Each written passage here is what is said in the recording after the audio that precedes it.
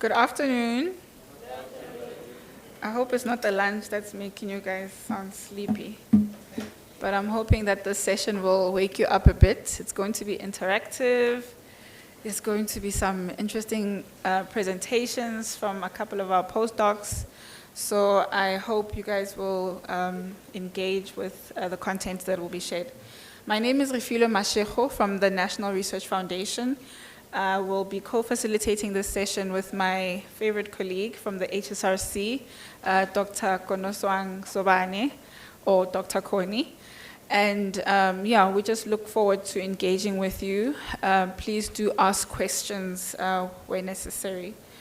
So before I get into the session, I have a purse here that was misplaced. If someone is missing their purse, it's black.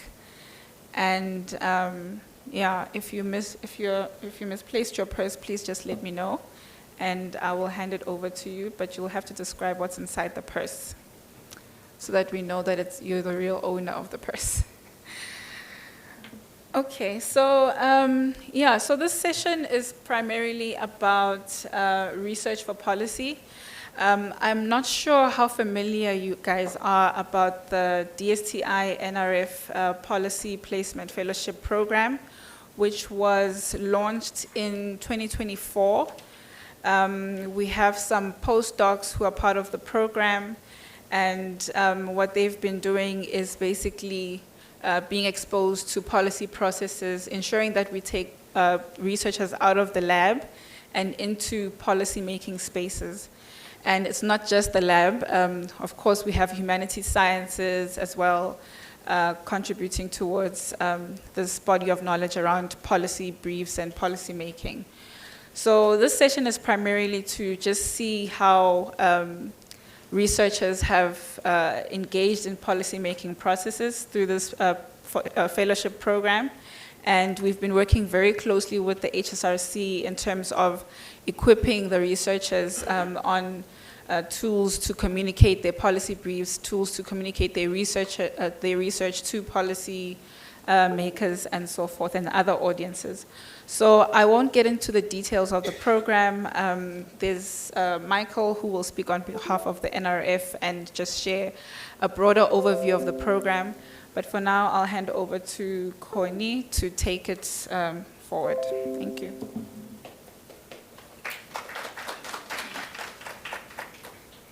Good morning, colleagues. I want to introduce myself again just to say that I'm a policy brief coordinator at the HSRC.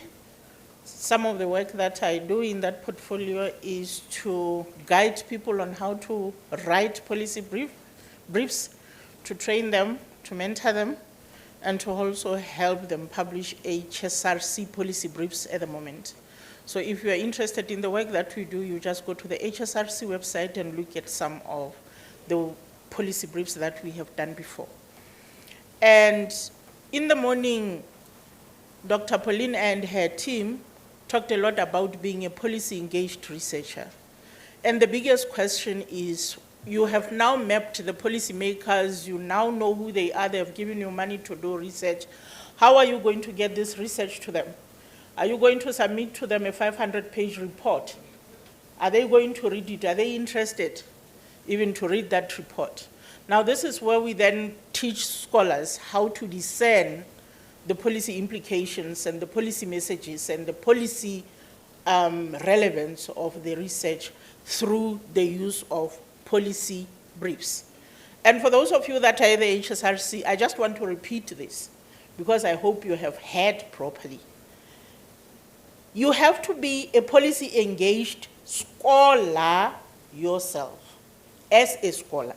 So if I have helped you with a policy brief, it's a tool that you are supposed to use in order to do further engagements with policymakers, you, the scholar. And that is what I'm also saying to our postdocs. So I'm going to hand over, just to give us a brief overview of what policy briefs are according to our perspectives. I'm going to hand over to one of our emerging scholars, Yoliswa Skosana. She will go through what policy briefs are in our understanding.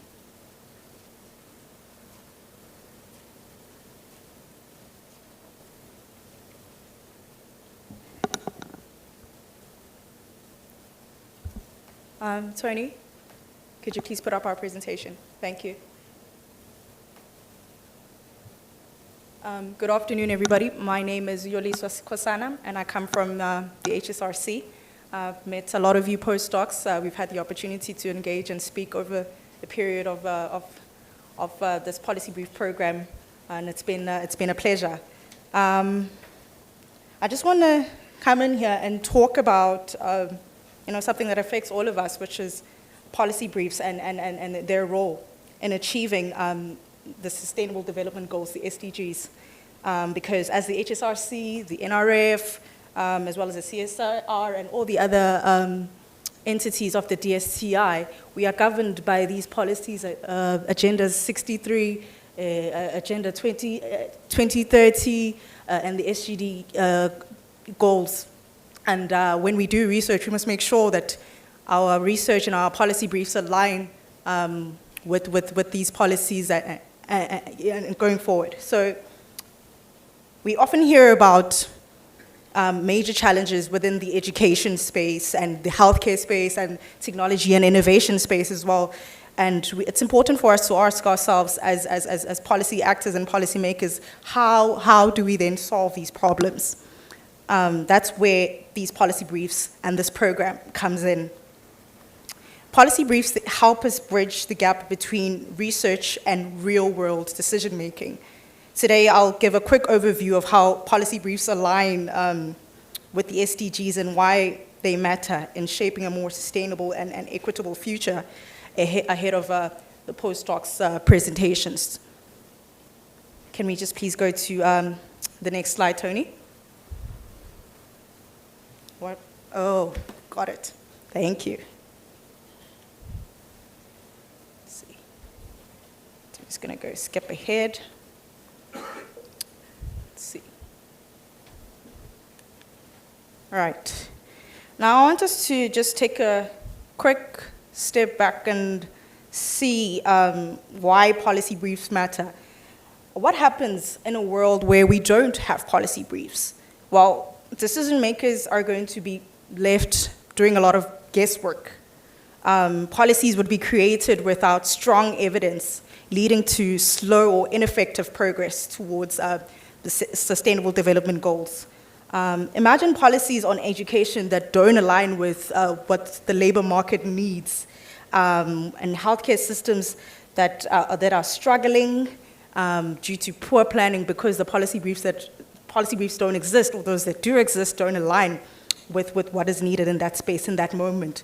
Or even imagine governments being unable to push forward policies that put forward economic growth as one of the Sustainable Development Goals.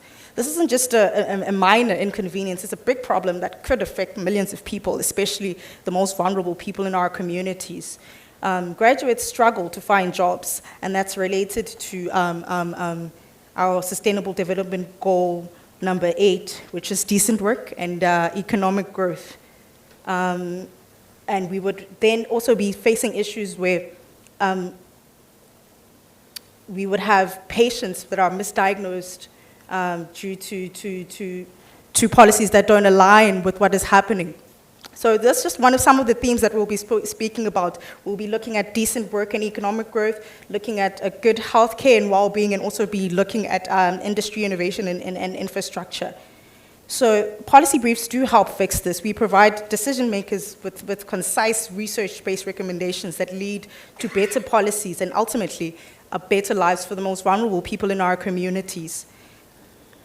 So I'm just going to go on and speak about, we're going to be highlighting 3 themes in today's policy briefs by our postdocs. And the first theme is about the challenges in the higher education space.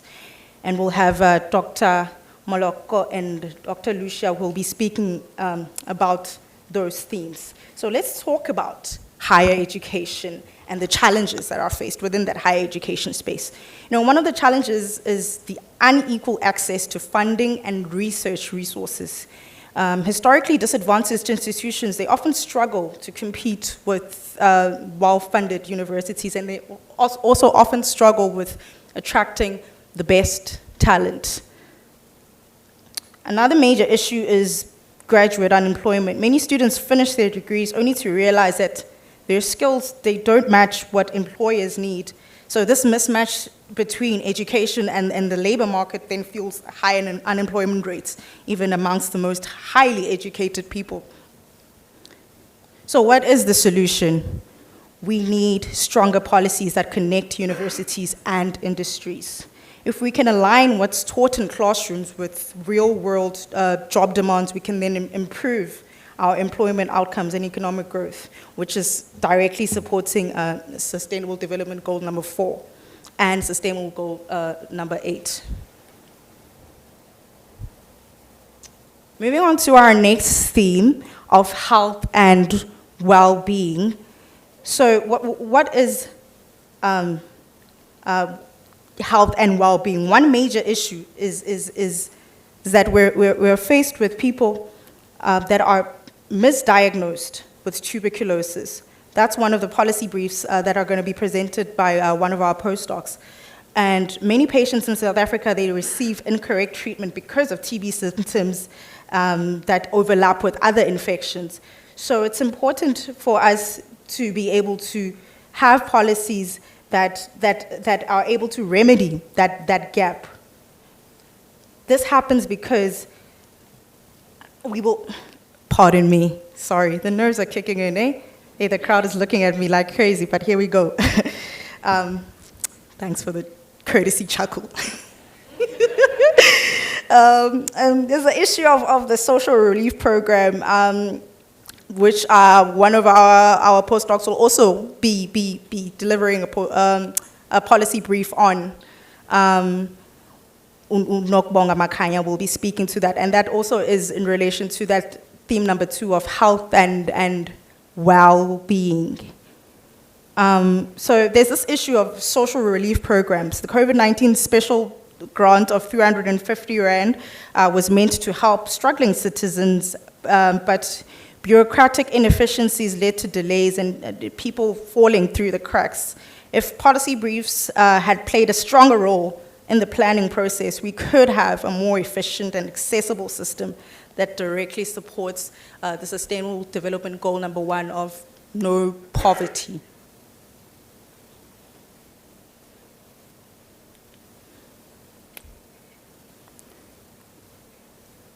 Moving on to the last theme of technology and innovation. I want us to talk about what technology and innovation is. One exciting development is we have the zinc-ion battery technology policy brief that one of the postdocs is going to be speaking about. And this postdoctoral fellow is going to be speaking about how it's important for us to be able to use renewable energy and be able to use zinc-ion battery technology as a way to bridge the gap between renewable energy and our current energy sources that we're utilizing at the moment.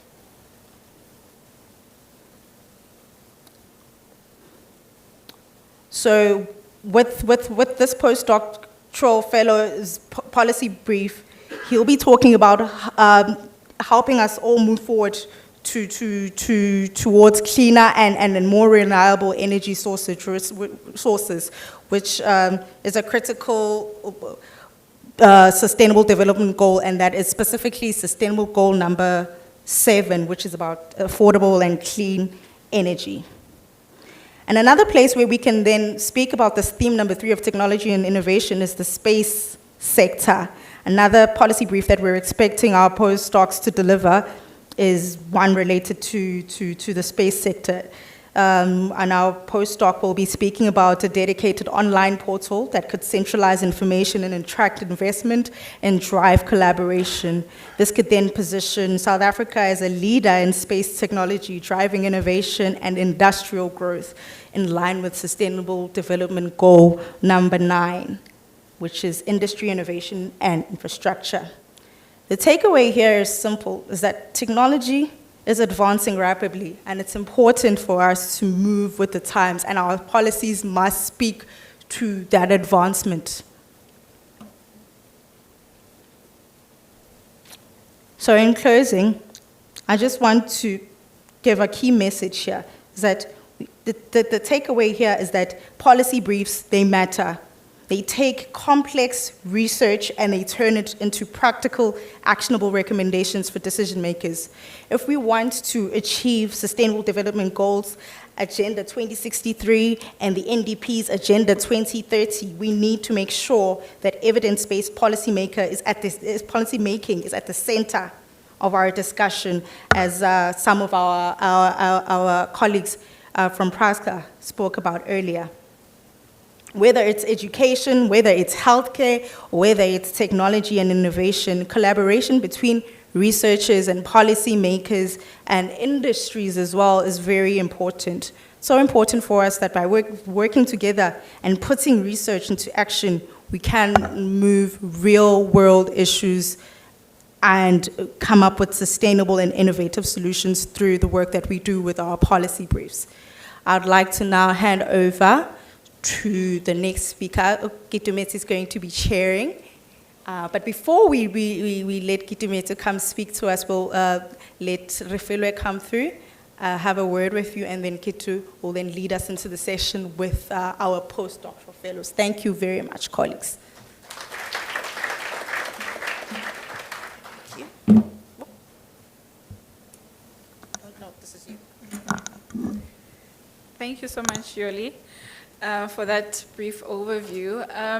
I would like for us to just get a little bit more detail about the policy work that we've been doing at the NRF.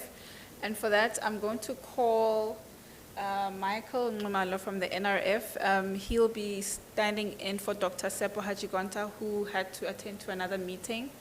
And if you see on the program, you'll see that DSTI was also supposed to speak, but unfortunately, due to last-minute meetings they had to attend to as well, they could not join us as well. So Michael, thank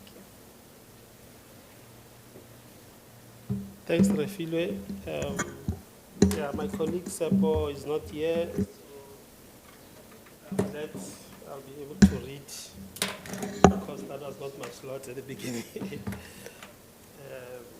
So yeah, I'm here to say a little bit about the purpose of the postdoctoral fellowship program, policy program, and how we intend, what were our original intentions. And Refilwe later, when she makes announcements about the new phase, she'll be able to talk to you about some of the changes that we're bringing in. So the DSTI NRF Policy Fellowship Program that was conceptualized in 2023 and launched in May 2024. This initiative is a vital bridge between research and public policy making, designed to address the pressing societal challenges of today. The role of research in shaping effective public policy is critical. For sure, you can agree with me after a half day engaging on that topic. But the NRF and the DSTI recognizes the imperative and is committed to fostering an environment where academic expertise can significantly contribute to national development and improve the quality of life for all South Africans.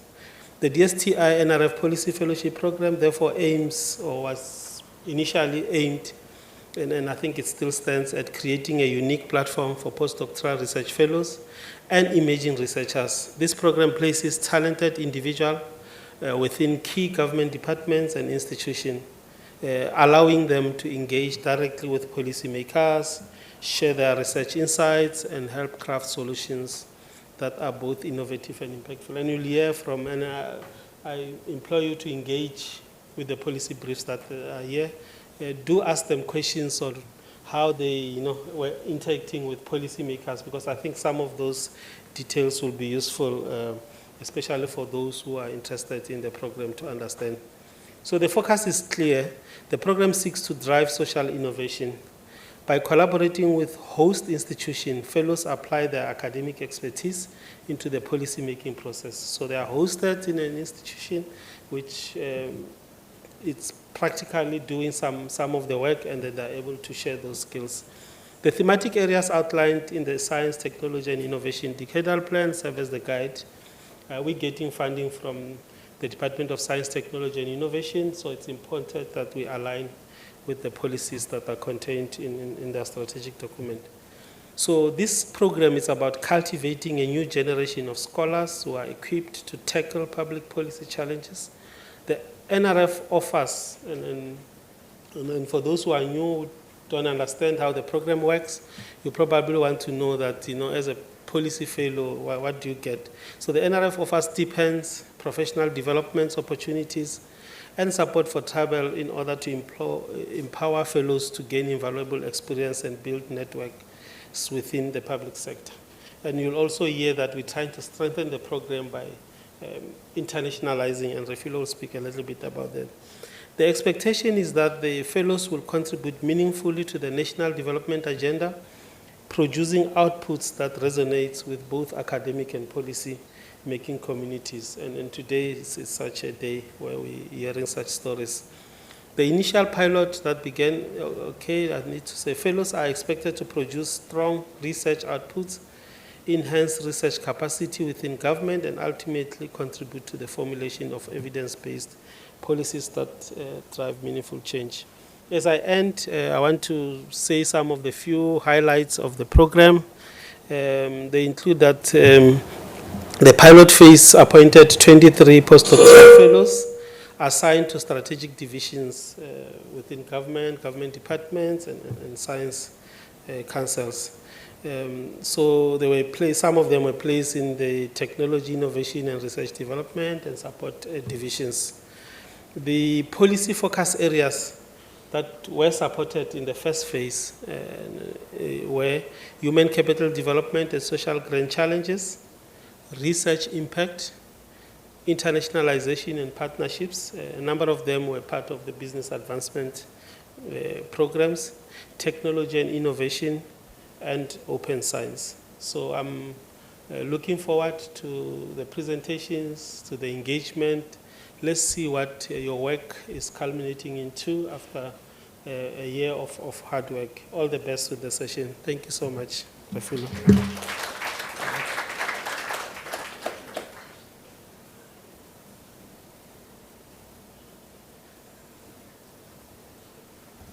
Thank you so much, Michael, for that overview. I hope there are postdocs in the house that are interested in this program, because we really do look forward to engaging with you on this program and placing additional postdocs across other government departments and entities. But I'll speak to that a bit later in the session. So for now, I would like to call up my colleague, Ms. Kitumetse Sipeng, who is a pillar in this program and has done great things in terms of supporting this program. So she'll be sharing a brief introduction of the postdocs before they come up to present. Thanks, Kitu.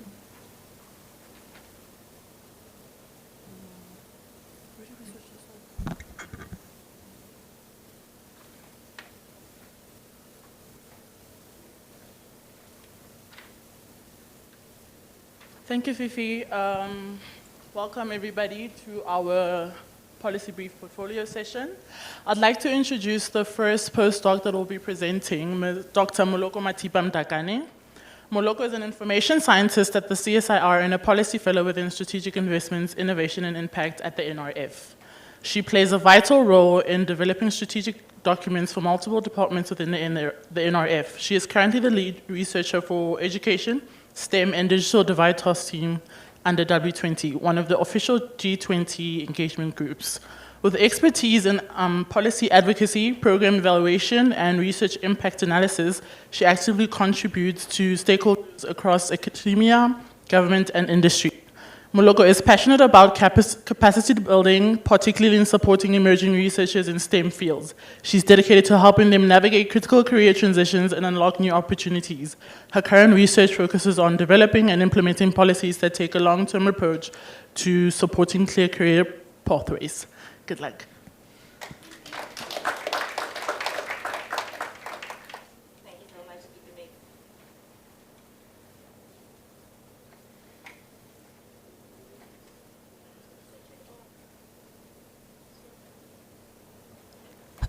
Oh, sorry. Technology.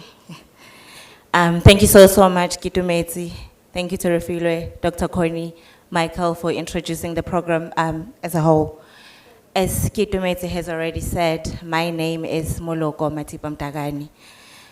As we already know, the university landscape in South Africa is composed of traditional universities, University of Technologies, and also your historically disadvantaged universities, which I'll be referring to as your HDIs for the remainder of this presentation. Each of these have their own strengths and their weaknesses. While traditional universities continue to benefit from their well-established research infrastructure and funding, we have HDIs that continue to suffer the strategic and systemic barriers that have already been there and are still there. So the aim of this policy brief was just to look at how we can use policy interventions to make sure that we enhance the research capabilities of these historically disadvantaged institutions.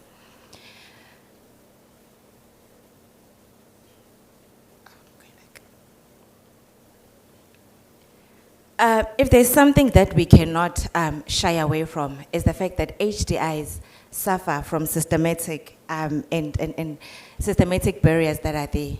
However, when we look at barriers and challenges when it comes to these HDIs, we look at the impact of what these challenges have. And obviously the impact of this would go to your researchers and your current academics in the institutions which have limited career progressions and funding opportunities. We also look at the postgraduate students that are already in these HDIs because there's limited research mentorship and thus there's restricted funding which actually limits them to compete with other postgraduate students. But then also at the same time, the DHET has a problem because you're sitting with institutions that are supposed to be performing and meeting a certain standard, but they're not. Sorry, I keep going back. In addition to this, we've already spoken about the funding opportunities that are there and the funding challenges that we see.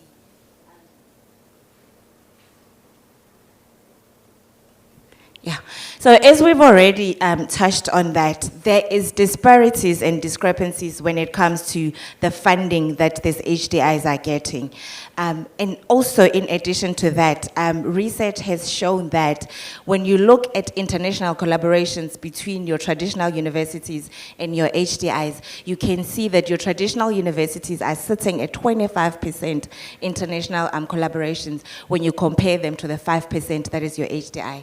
In addition to that, we have funding bodies such as the NRF that are funding HDIs at 10% when we compare them to the 60% that the traditional universities are getting.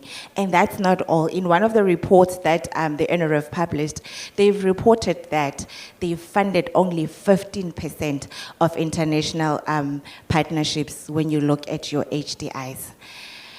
Honestly, we know that we have a problem. Taking away from that, we cannot deny that there's policies that are there that are supposed to be supporting these HDIs, but are we really doing our most when it comes to this? We've got a whole lot of policies, inclusive of your decadal plan, that actually was very specific that we need to make sure that HDIs benefit equally when you compare them to your traditional universities. You have frameworks that are sitting with your funding bodies, such as targeted funding, such as your SACHI and your COEs. However, traditional universities are still benefiting very much from these.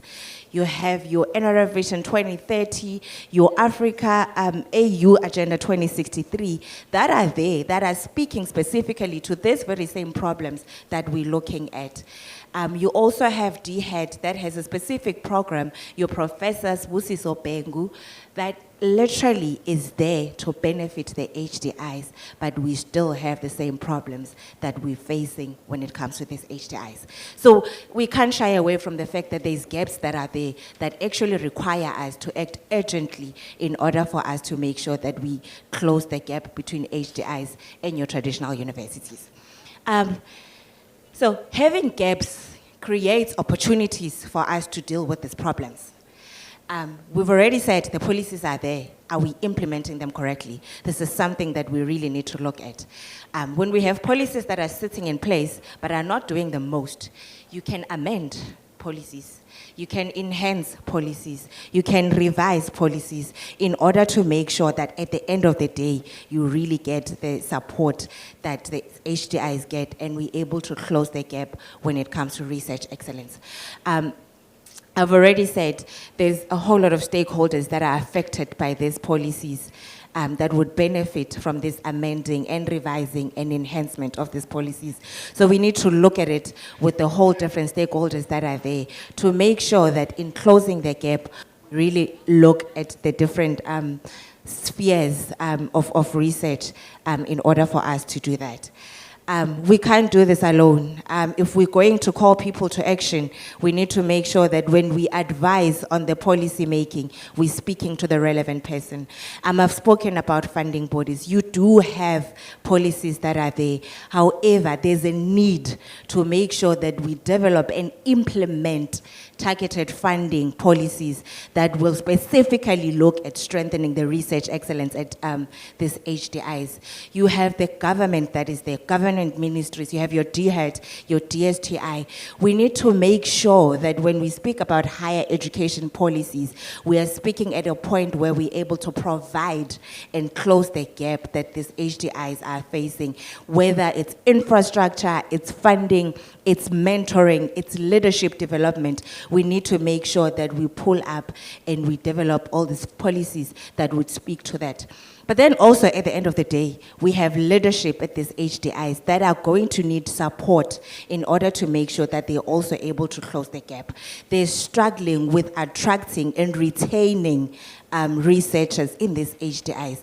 What are we doing in order to make sure that we actually develop them and give them everything that they need in order for them to close this gap and ensure the research excellence at these HDIs? So together, the NRF and the HSRC, they've been very kind to develop videos and infographics for us to further disseminate these policy briefs. And I was very fortunate to get half my time dedicated to a video that is going to speak to HDIs and making sure that we enhance the research excellence in these HDIs. You can play the video there at the back.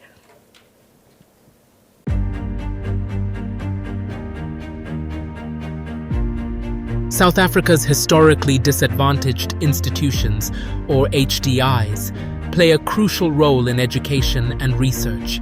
However, they face persistent challenges: insufficient funding, limited infrastructure, and barriers to high-impact research opportunities. These constraints prevent HDIs from competing with well-established universities. Achieving true research excellence requires more than just funding.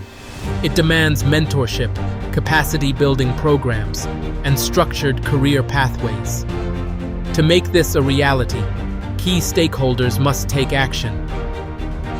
Let's explore the key messages, the role of various institutions, and the necessary steps to drive meaningful change. First, we must acknowledge that HDIs need more than funding. They require mentorship, research capacity development, and structured career pathways. Access to research funding must be equitable, allowing HDIs to compete fairly. Leadership at HDIs should have greater access to decision-making, academic networks, and global research opportunities. A coordinated effort between government, funding bodies, and HDIs is essential for sustainable change. Addressing these challenges requires action from multiple stakeholders. The National Research Foundation, NRF, must implement targeted funding programs, mentorship initiatives, and policies that support HDI researchers. Government ministries, DHET, DSTI, should prioritize HDIs in research policies, ensuring sustainable financial and structural support. HDI leadership must establish internal programs to improve research productivity, strengthen faculty development, and enhance engagement with funding agencies. By working together, these stakeholders can create an environment where HDIs thrive. Several initiatives aim to support HDIs, including the NRF's South African Research Chairs Initiative, HDI Call, encouraging more research leadership at HDIs. The DHET's Professor Sibusiso Bengu program, strengthening academic career pipelines. The DSTI's ring-fenced funding for research infrastructure and collaborations. However, simply redistributing existing opportunities isn't enough. A long-term strategy focused on institutional development is required. To ensure that HDIs become competitive research institutions, we need to 1. Develop a cross-cutting framework to strengthen institutional capacity and research infrastructure at HDIs. 2. Revision of current frameworks to prioritize HDIs through mandatory allocations, equitable evaluation criteria, and succession planning mechanisms. 3. Develop a national research leadership pipeline policy to create structured career progression pathways for emerging researchers at HDI. 4. Integrate research-intensive support into existing HDI development programs within the different ministries and institutions. 5. Develop a research collaboration policy to enhance international partnerships for HDIs and increase their participation in global research networks. These steps will ensure that HDIs not only survive, but thrive in South Africa's research landscape. The future of research excellence in South Africa depends on how we support HDIs today. By investing in mentorship, funding, and institutional development, we can create an equitable research environment that benefits both HDIs and the nation. Thank you so much. Just in closing, I think what's important here is that we need to be aware that if we're going to win the struggle, we need a more strategic and targeted institutional development approach that is going to enable our HDIs to effectively compete with our traditional universities. Thank you.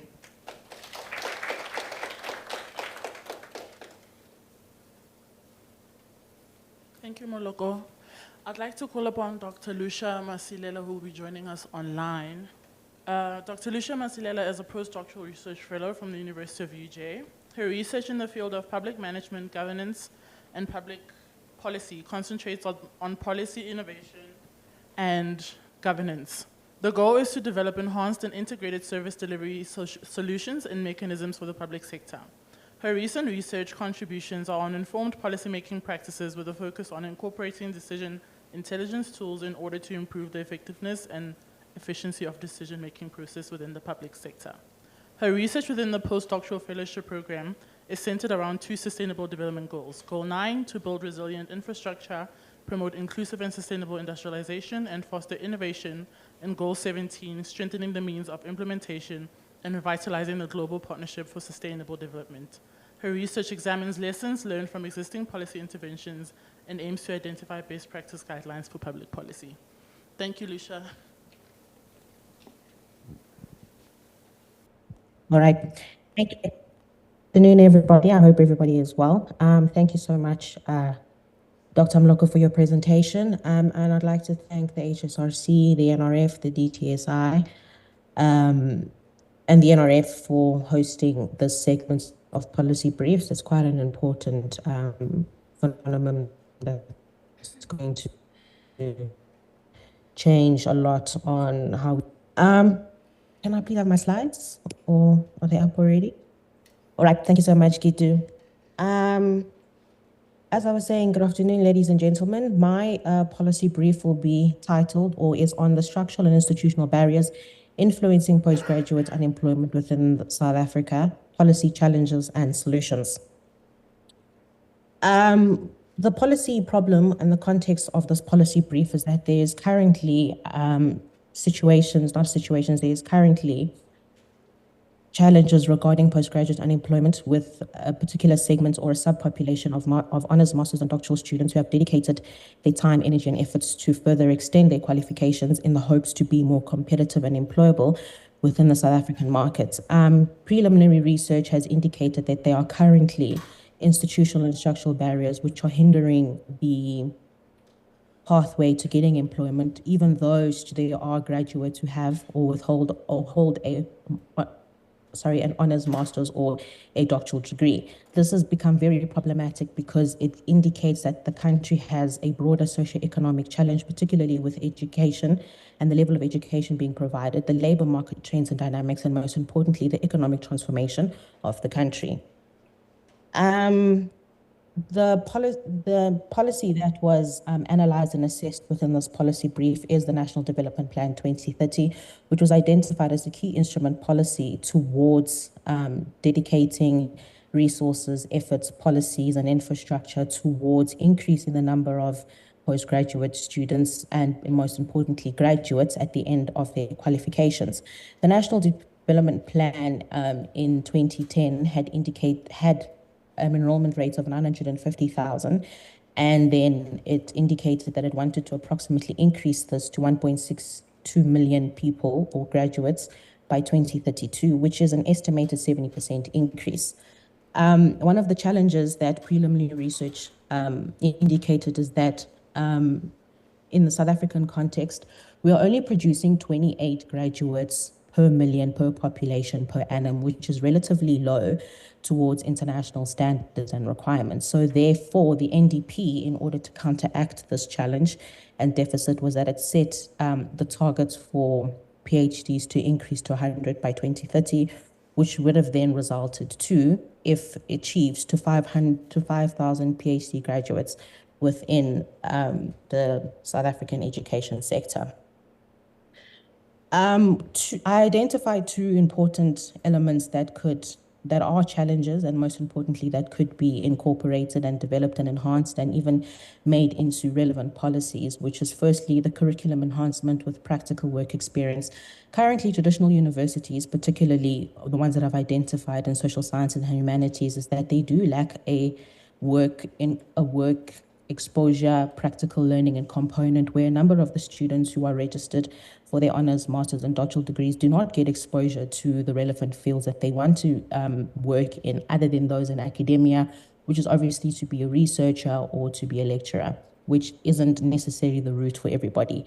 The policy improvement that can be incorporated into the segment would be to incorporate work integrated learning components into postgraduate qualifications from an honors, master's and doctoral level, in order to equip the graduates with the necessary exposure and skill sets that they would need in order for them to be applicable, most importantly, skilled, knowledgeable, and capable of transgressing from an academic environment into a practical work environment.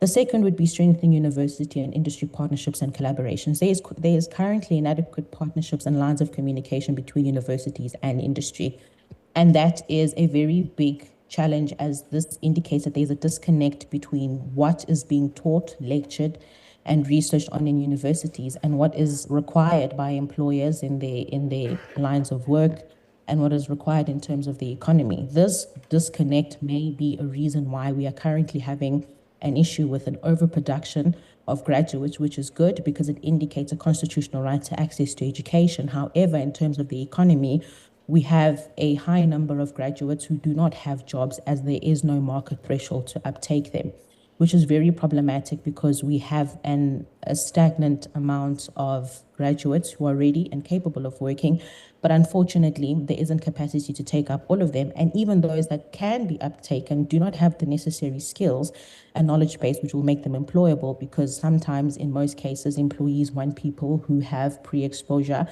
of knowledge and experience so that they are easier to set in tone in terms of when they are employed, which is also another problem. There was a study conducted by Ndebele and Ndlovu in 2024 on postgraduate students in KwaZulu-Natal, and it highlighted that there is currently a lack of work readiness amongst postgraduate students once they have completed their degree. And these are one of the many contributing factors towards unemployment, is because a number of the students, when they do enroll, they do not technically know what they want to do. And within universities, The programs are structured on a long-term basis that includes their models and all of that, which may not be necessarily applicable to what is currently happening within the market and trends and what may make them employable. The second study that was conducted was by Zhang and Shen in 2023, which indicated that in university collaborations with industry can assist postgraduate students to identify specific skill sets or segments in which they want to specialize in, which are also relevant to the current economy, but are also transitional into the future economy, particularly because now we have advanced and emerging technologies which are changing the scale and pace in which we work in, and mostly the available jobs that will not be there in the near. Was that there needs to be integrated policies between the Department of Labour, the Department of Higher Education and Learning, the National Skills Fund, the NRF, the DTSI, and a number of other government institutions in order for them to start aligning their work trends and policies and what is required on their goals and objectives with that of the university, so that there is that link between the two. Secondly, they need to be monitoring and evaluating frameworks to determine whether or not that the current institutional material that has been provided for by higher education institutions is relevant, transitional, and is emerging with technology and with the changing dynamics of the world. Because if there isn't an integration of these two, then we're just going to continue to produce graduates who do not have jobs. And what's worse is that if the Department of Labour cannot create mechanisms to create new jobs to fit in the next generation of jobs, then we're going to continue to have high unemployment rates, and we'll continue to have graduates that are skilled or not skilled, theoretically equipped, but are not practically equipped. And lastly, aligning education with market trends and needs. There needs to be a big role in triangulating the efforts, research strategies with industry, government, and academia, because the disconnect between the three is a big challenge, which I believe can be counteracted with the necessary collaborations, partnerships, research, and investments between the three. My intended dissemination plan includes of 4 target audiences, which is one, the government officials from DHET, DOL, NRF, NSF, NR, and DTSI, academic institutions, which would include all of those within South Africa, 3 industry leaders and employers from research and consulting firms such as Deloitte, Ernst & Young, McKinsey & Co., as they do have very interesting research and insights. And lastly, the most affected people, which are your postgraduate students and your alumni. My dissemination channels, I would preferably prefer workshops and seminars. Reason being is that not everything can be necessarily be taught within a book. We need very informative, practical, implementable, and very realistic goals and approaches and strategies on how we will intend to address postgraduate unemployment within South Africa. And particularly, we need to have collaborations. As much as the different components may feel that the students or graduates that have the best academic grades and they are part of the Golden Key International Society, they are the ones that are deserving. But we generally do have a broader socioeconomic challenge and problem that we need to address through collaborations with industry, government, and academia in order for this matter to be addressed on a basis that is practical, implementable, and sustainable within the long term. Thank you.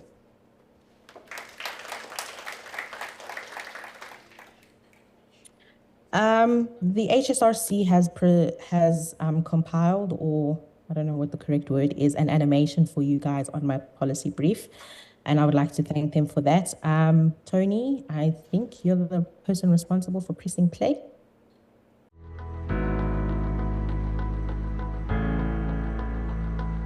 Unemployment is among South Africa's greatest socio-economic challenges, and postgraduates are not exempt. Research highlights a concerning reality. Even with advanced qualifications, many graduates remain unemployed. Why? The barriers are complex. Factors such as race, institutional background, and labor market demands create an uneven playing field. For South Africa to thrive, this challenge must be confronted head-on. Over the years, policies have aimed to increase university enrollment. The National Development Plan 2030, for instance, set ambitious targets, expanding access and boosting PhD graduation rates. However, the reality is stark. Producing more graduates doesn't automatically create jobs.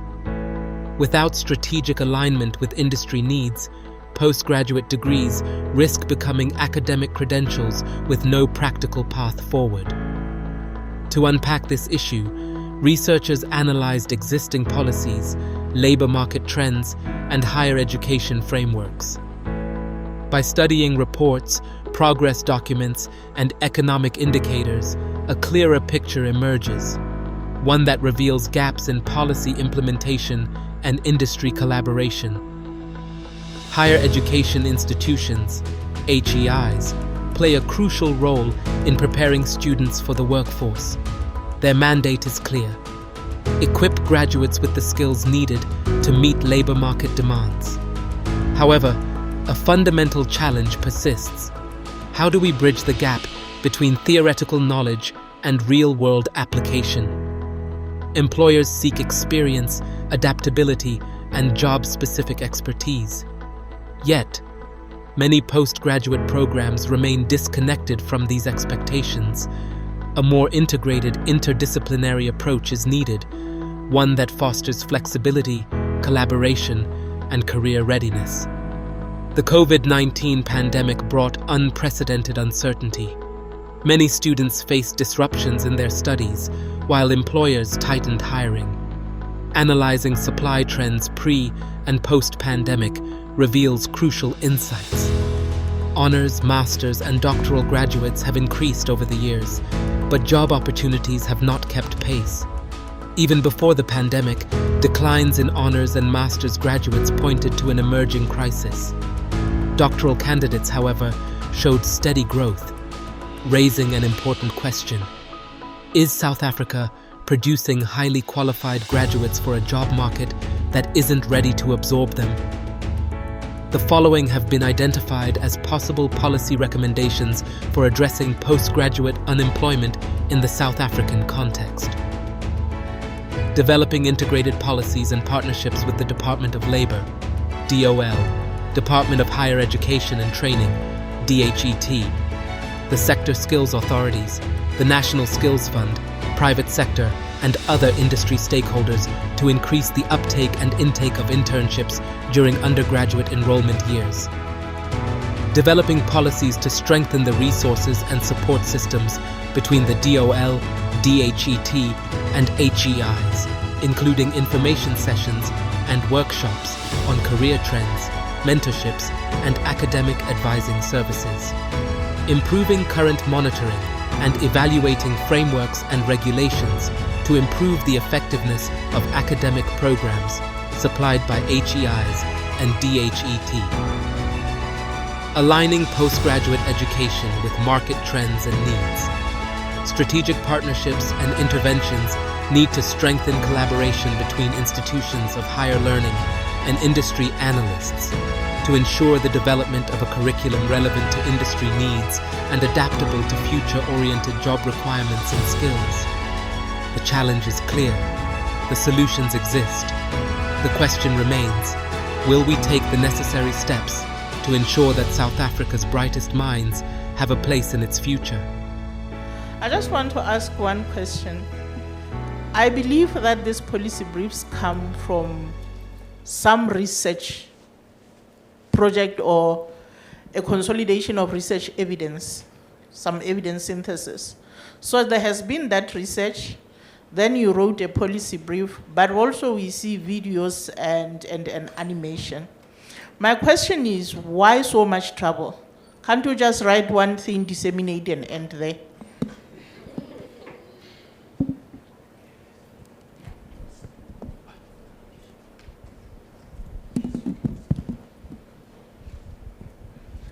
Thank you. Allô, allô. Thank you very much. Merci.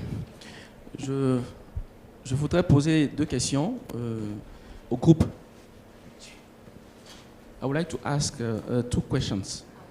Thank you. Et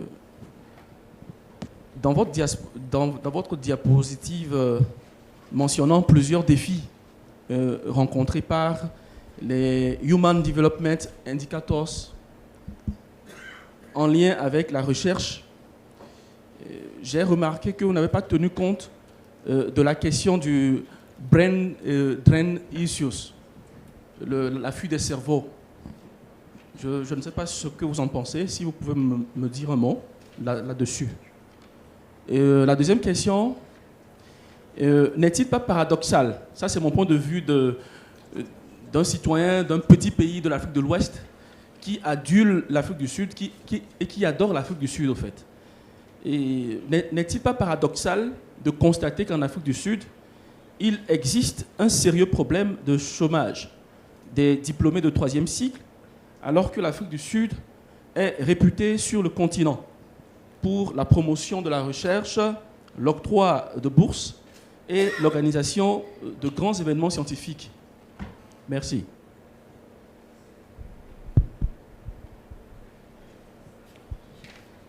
Please, can you Prof, check. translate?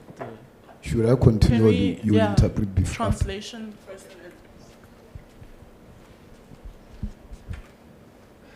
Thank you. I think his first question was about taking into consideration the Human Development Index, and did you actually take into consideration the issue of brain drain and how it impacts on the research that you guys are doing? On the second one, he talks about a serious problem that he has observed in South Africa, that there are a lot of doctoral unemployed, should I say, unemployed doctoral graduates in South Africa. What is actually the problem?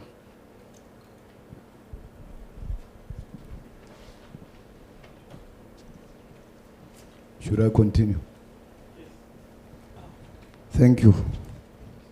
I have a lot of questions and comments to the two speakers, but I'll try to limit. But before I continue, these policy briefs, are they based on empirical research or what? Yes, before I continue. Oh, okay, yes, they are. Okay. I am using, sorry. Okay. I am using the Higher Education Information Management System, which is a quantitative database that has all the data on postgraduates, enrollment rates, employment, and all of that. So I do believe that this research is empirical, and it is also qualitative and quantitative in its nature. Okay, thank you. By the way, colleagues, my name is Ushupe Masing. From this very university that we are at. I'm a program coordinator of BA in Political Studies and a senior lecturer here. So when you speak about questions of unemployment graduate, both post and under, and you make a claim that there's a mismatch in terms of what universities produce and what the market requires. I would like to state it categorically that that is not true, and I'll tell you why. In any institution of higher learning, I've been in this space of curriculum development for quite some time, over a decade. Before any program whatsoever is approved by the Department of Higher Education as well as the Council of Higher Education, it cannot get approval without consultation from the industry. It can't. So there's no mismatch. Let's get it there. At policy level and practical level, you get approval from the Council of Higher Education and the Department of Higher Education based on approval by the industry. It's a normal rule. So what we are actually having in South Africa is not mismatch, but rather we have oversupply with little demand. You see, we do not necessarily offer qualifications that are irrelevant to the job market. That is scientifically untrue. Secondly, questions of experience that graduates do not have experience and issues of work integrated learning. Work integrated learning does not apply to all curriculums or to all programs. You know, I'm a social scientist in politics. Do I need work integrated learning? No. But somebody who's doing social work, somebody who's doing culinary arts and so forth, somebody who's doing engineering, those are the people that need work integrated learning. That's number 2. Sorry to disturb you. Yes. Can you keep your short? Yes, I'm wrapping up. That was on the last presentation. Number 2, just quickly on HDIs, because at least she's here, we'll be able to take it outside. There are several challenges that Are we fighting? No, we are not fighting, Doc. Don't worry. We'll speak. So the most important thing that I wanted you to note in terms of taking your research further is that one, HDIs and their inability to attract and retain staff members. There's a culture now in South Africa, I'm an academic, I know, of academics frog jumping. Why am I saying academics are frog jumping? We are not like in Department of Basic Education that a PL, one teacher will earn this much and so forth. So it's an HR issue that whenever academics move from one institution to another, institutions are competing.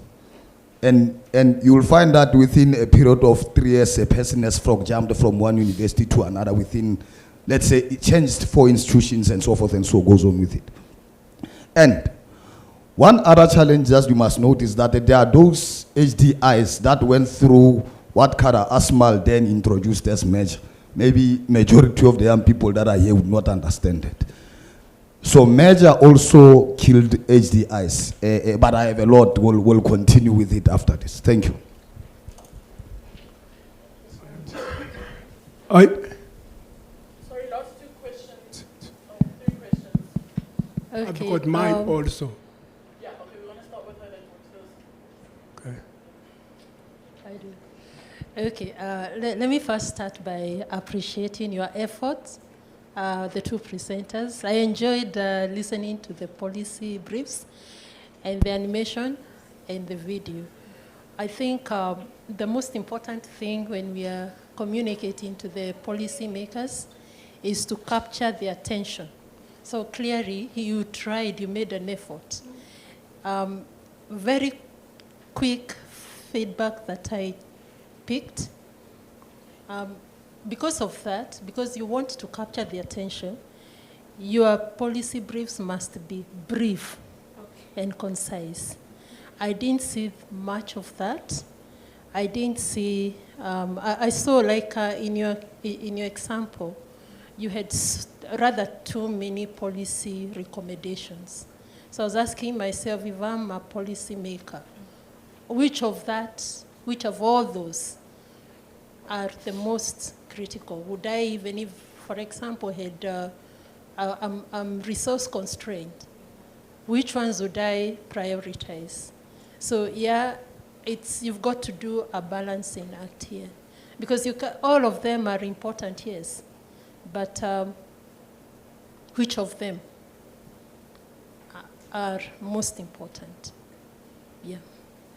The other thing, and it is interesting listening to the last questions, they got me thinking something that I had already picked with the 2 of you. You are researchers and you're using your evidence to communicate. Unfortunately, for me, I struggled to see where that evidence base is coming from. Our colleague, Dr. Lucia, used what I would call a synthesis of existing evidence, which is good, it's credible evidence. And she's actually, I could see, she tried to provide that clarity. Unfortunately, and it came out clearly from the intervention behind, it's not coming out as evidence. It is evidence that can be contested. So how to go about that is to really demonstrate, even in your policy brief, that this is actually credible, rigorous research evidence that you're using. Even if it is synthesis, it has to demonstrate that rigor and credibility. And if you do that, then you capture the attention of the policymaker in a good way, not what I'm saying. And I'm not saying that what you're asking is not valid. What I'm saying is that the policy briefs themselves should speak for themselves. I mean, there shouldn't be that contestation. And even if it's there, the researcher and that brief should be able to speak for itself. Finally, I liked the way that you used the video. She used the animation. These are good resources, but they also must communicate. For example, yours was very good, but you see it had issues. So before you said it to the intended audience, make sure that it is clear, that it is communicating. This other one, the animation was a brilliant idea, but at least it needed a little bit of refinement. It shouldn't come in the way. Those excellent alternative tools should not come in the way of the message that you want to communicate. Yeah, but thank you, and well done. Should I go? We start at this side and then you'll go ahead. Okay, thank you so much. My name is Uchen from Research Hall, and I want to first of all thank our able doctors for the wonderful presentation, because I believe that for every country to move forward, there should be insightful data that is gearing towards policy, because it is the policy that shapes every nation, every society, even in a family. Policy is very important. But I just want to make a few comments and maybe a question. Both of you alluded to the issue of mismatch. You talk about mismatch, or you talk about, okay, let me come from the HGI. Starting from a problem that happened right here before us, okay? If not for the presence of Prof. Achu, who is here, his question would have been lost. And you talk about the issue of the HDI and international collaboration, and we know the critical problem of Africa, which is language barrier, okay? In looking at your work, how do you think from the policy angle, from bilateral collaboration angle, an agreement between countries, can South Africa and other African countries address this issue? Because if South Africa wants to collaborate with university or researchers from his country, there's already a language barrier. How do they address that? That's my first question. I'll keep that. That question actually just came up based on this we witness now. Okay, to Dr. Rusia, she talked about WIL, which is work integrated learning, and connecting it to what my brother said here, I will actually beg to disagree a little bit that there is a serious mismatch in Africa. Being an educator and a trainer, somebody who is really interested in bridging this gap, I notice it all the time. Yes, but the problem I think here is, yes, these things are passed through the industrial partners, but are they doing justice to it? To ensure that what is being taught actually matches what they are doing, and again, and at the rapid rate they are moving. That's another thing again. Maybe because of the bottleneck bureaucracies and everything, they've already spoken to a curriculum that aligns. But before it goes through all these processes and for it to be approved, the world has moved on. How are we addressing that from the policy approval point of view? Because that's another problem here, okay? And then, from the WIL, which Dr. Lucy, and in fact, both of you connected together in all those things. When we're developing this policy brief. Sorry, sir, I'm going to have to cut you. We're running out of time. Okay, for just the other let me presentation. wrap up this one. If if we are developing policy brief, isn't it much more better for us to make it an action based on models that the policymakers will just hinge on, and not just like, okay, this is research done, this is what we think we should do, but instead, it be an action, what's it called, recommendations. Let's say, for instance, Dr. Lucy, maybe you could look at Sweden. Sweden has a fantastic model when it comes to work integrated learning. They do more of industrial PhD. All their PhDs are from the industry and not from the academy. Okay? They are doing something that is direct. Then finally, in Africa, we have a lot of companies funding research. Why are they not absorbing those they funded? That's another question. Thank you so much. Thank you so much. I'd like to introduce the next presenter. Dr. Mpumelelo Rikotso, please come up. Dr. Mpumelelo is a microbiologist specializing in infectious diseases, antimicrobial resistance, and public health. As a postdoctoral research fellow at the University of Venda, his work focuses on drug-resistant tuberculosis, antimicrobial resistance surveillance, and the One Health approach to zoonotic disease transmission. He has contributed to national and international research initiatives on waterborne pathogens, enteric bacteria, and neglected tropical diseases.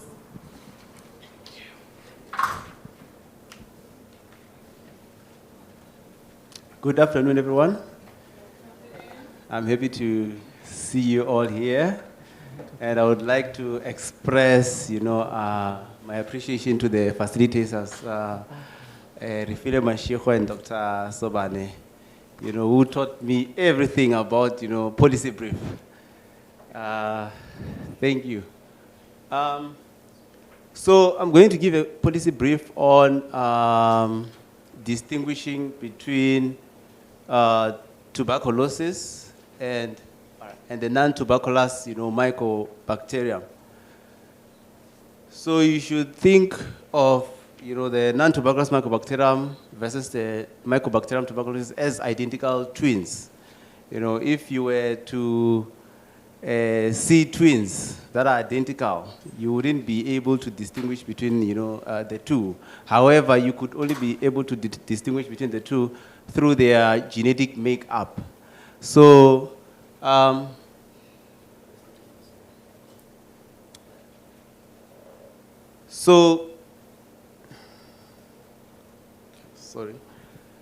So we all know that tuberculosis remains a concern, not only in South Africa, but globally, And it accounts for many deaths annually, and it is difficult to manage if not handled properly.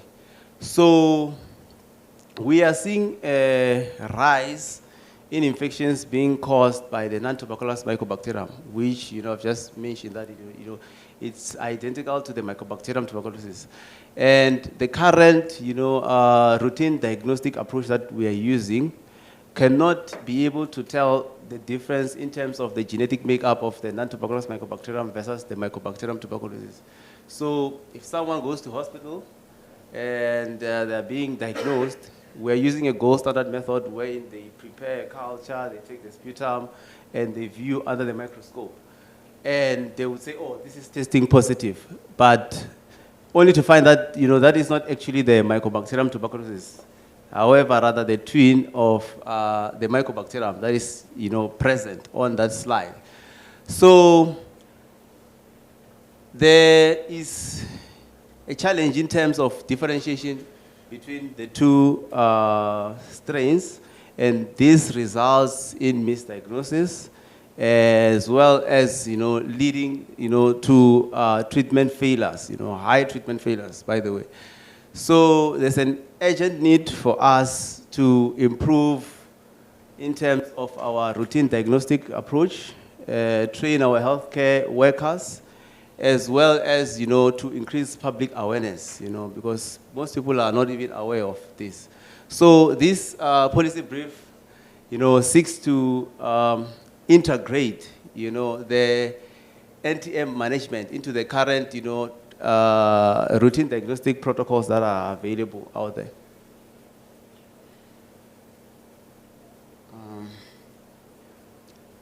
So, as I've mentioned, coming to the relevance of this policy brief, we have diagnostic limitations. Yes, of course, our government have done so much in terms of, trying to combat tuberculosis. We've made advancements towards, when you look back where we're coming from in terms of detecting the presence of tuberculosis and identifying them. But there's a problem because the advancements that we've made cannot still differentiate between the two different mycobacterial species. So this leads to high rate of treatment failures and management of TB patients. So since we've made so much advancements in terms of rolling out the gene experts, the NHLS, working in the healthcare facilities, trying to ensure that there's a detection of TB much faster way, because way in the past we used to spend so much time in terms of detecting the presence of tuberculosis when someone comes to the healthcare facility. It would take up to like 4 weeks for a person to be confirmed whether they have TB or not. But nowadays, because they've rolled out the gene expert, we can tell within the first 2 hours, if one reports to the healthcare facility, we can, simply determine whether they're having TB or not. But then still, even with this advanced technology, this technology cannot distinguish between, the non-tuberculous and the Mycobacterium tuberculosis strains.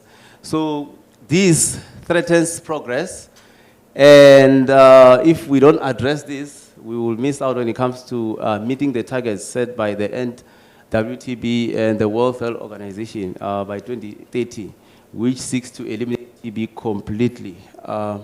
So we need to act, and we need to act now. We need to strengthen our diagnostics.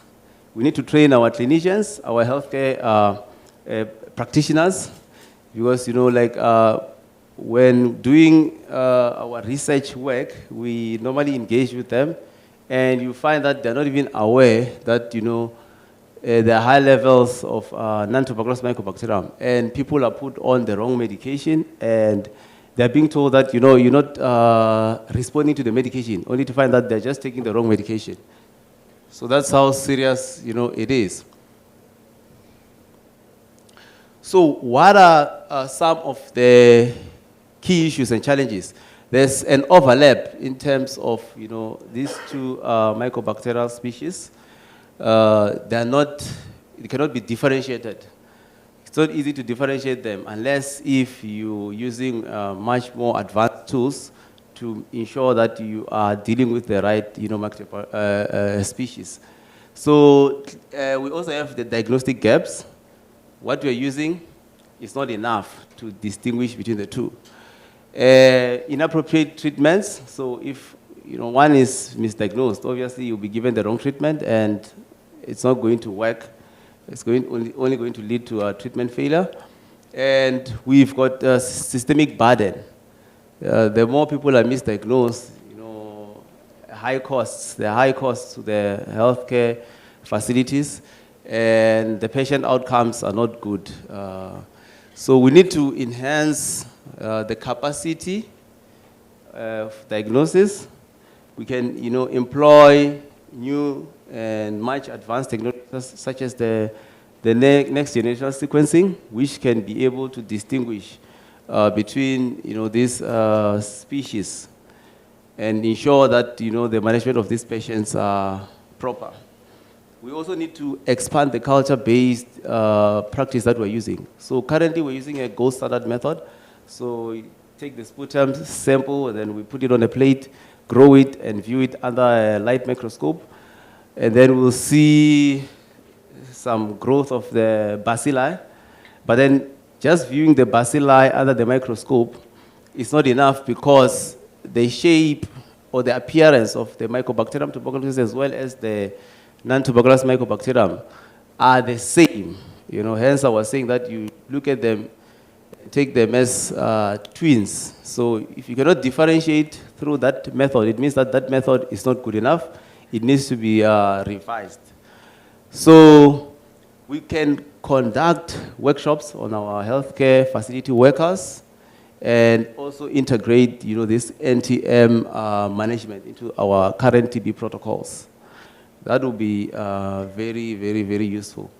And we can also establish a national NTM monitoring system through the National Institute of Communicable Diseases, which keeps track of what is happening in terms of diseases in our country. That could also help. So there's some evidence when it comes to this occurrence of NTMs. There's a study that we did in Limpopo between the years 2023 and 2024, whereby we enrolled about 50 TB patients that were suffering from TB, that were taking TB treatment. And we found a high prevalence, about 66% of patients that were thought to be suffering from tuberculosis, but only to find that they are not suffering from tuberculosis, they are suffering from the non-tuberculous Mycobacterium. And among those, you had around 26% of them suffering from normal TB and 8% suffering from drug-resistant tuberculosis. So we saw a low rate of drug resistance in the region, but there was a high level of NTM. And this meant that these people were being misdiagnosed.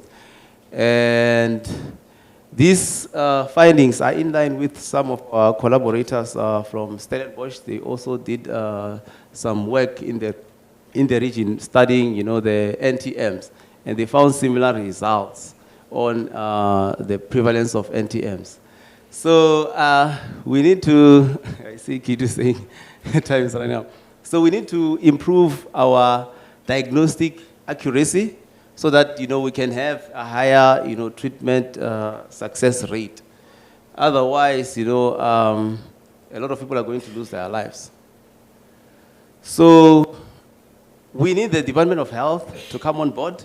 Well, of course, in Limpopo, we used to, then the former MEC for Health, Dr. Popira Matuba, we used to, engage a lot in terms of how the department can, work with us in terms of, ensuring that we do proper management of TB in the region. And we wanted to use, the work that we're doing there as a pilot, for the country. And we also need to establish a national NTM monitoring system, especially working closely with the NICD, because they are very, very important when it comes to this.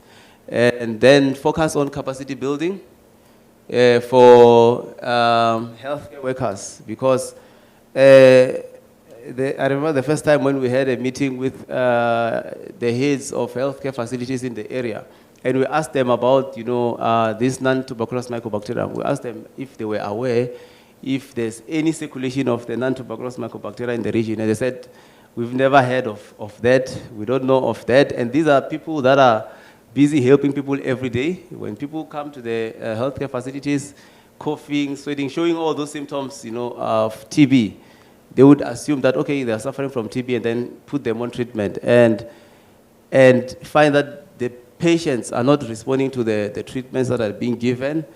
And then after time, they would say, oh, you're not responding to the first-line TB drugs. We're going to give you the drug-resistant treatment. And some of the patients, were losing their lives. So healthcare workers needs to be trained so that we can ensure that, patients' lives are in good hands.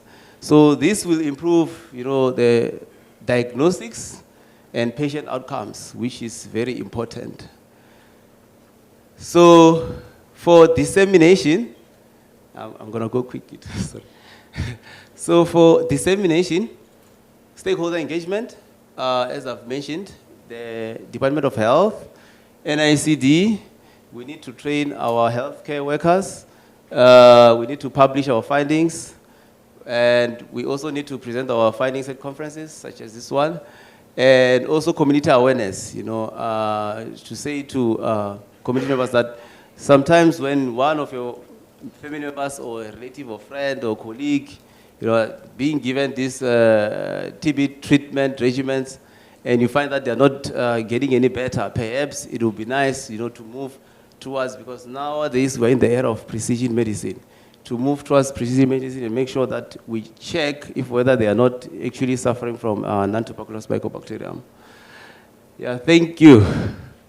I would also like to thank Dr. Sobane and Refilo Mashiho for the wonderful work that they've been doing with us, teaching us about, these policy briefs from scratch. Thank you. Thank you so much. Colleagues, I invite you to please write down your questions. We'll be going through to the next presentation. I'd like to introduce Dr. Nokubonga Makanya and Yolisa, who will be doing the poem aspect of her presentation. Dr. Makanya is a policy fellow at the National Research Foundation. She holds a PhD in chemical engineering, specializing in material science, renewable energy, and sustainability. Her current academic expertise span energy storage, machine learning, applications in renewable energy, and biotechnologies. She's actively engaged in research on climate change and mitigation strategies. She's committed to fostering interdisciplinary collaboration and partnering with researchers, policymakers, and industry stakeholders to drive sustainable energy transitions. Thank you.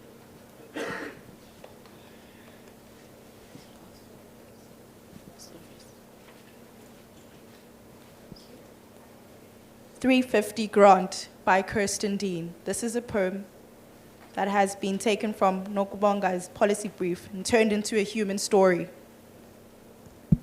Through a crisis, they're supporting the vulnerable, the ones in pain, the hungry ones, the desperate ones. But there are always shortcomings we must address to step into resilience. Inclusivity, transparency, equality to make a new program. Robust social protection, leaving no one behind, with a relief grant from government, supplementing for poverty, the COVID-19 special grant. Thank you. Good afternoon. Good day, everyone. Am I audible? Okay, can I have my presentation put up, please? My slides, sorry. Today's policy brief is going to be very brief. I'm not going to be long. Normally when I present, I am too technical, but then with this policy dissemination, I chose to navigate other aspects of themes like wellness and social relief grants. So as Ms. Kitu has introduced me, my name is Nokubonga Makanya, and I am a DSCI NRF fellow. So let me speak my mind, because this was like a pandemic which affected like the whole world. So during the COVID-19, we were not ready, the world was not ready. And South Africa faced a lot of challenges. Sorry, this is not my, it's not my policy brief. Okay, it's fine. At that time, as a country, we faced a lot of challenges. There were no policy in place which were specifically addressing the social relief grants, which are for crisis. The only ones that we had, it was the normal ones like your child support grants and your old age pension grants. So in order for the government to respond, they had to introduce this grant to relieve the hard economies from people who lost their jobs, losses, and during the lockdown and when the government declared the national state of disaster. So the policies that were in place at that time, it was they were said right there and there. The first one was a person must apply online. It was only digital only access, which was excluding the people who are living in rural communities and also those without internet access. And also the second,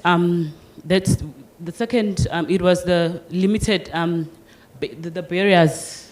Oh, sorry, can I refer? Can I refer to the first slide? Sorry, yes. And then with the administrative delays. So with the administrative delays, the beneficiaries, they faced major delays due to slow processing of the government agencies.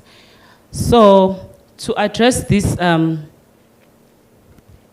crisis and for the next pandemic, for the country to be ready for the next, wait, down? Oh, okay. So for the country to be ready for the next pandemic, we have, I have set a few sets of recommendations where a government should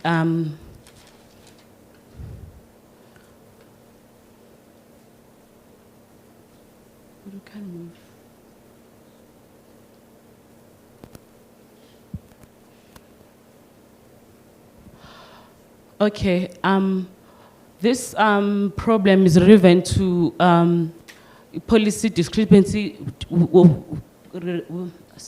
related to social welfare, public administration, and digital accessibility. And then the policy context of it, as I've mentioned before, is the legislative framework and the regulatory acts that were adopted to develop the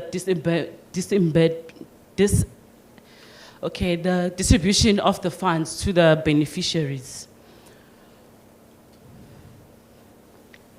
So we do need to change the current policies when it comes to the social relief and the wellness systems, because when we do that, we'll be addressing the gaps in the social protections and expand access for rural communities, reduces fraud and errors, and also when you link the grants to employment opportunities, you reduce the burden on budget, and also you path out a way of poverty.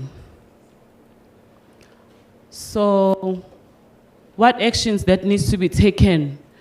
The government needs to implement and provide funding, and also the private sector, the businesses needs to be involved in all the through skill building and training the citizens, and also the civil society and academia, they need to be involved for their oversight and research.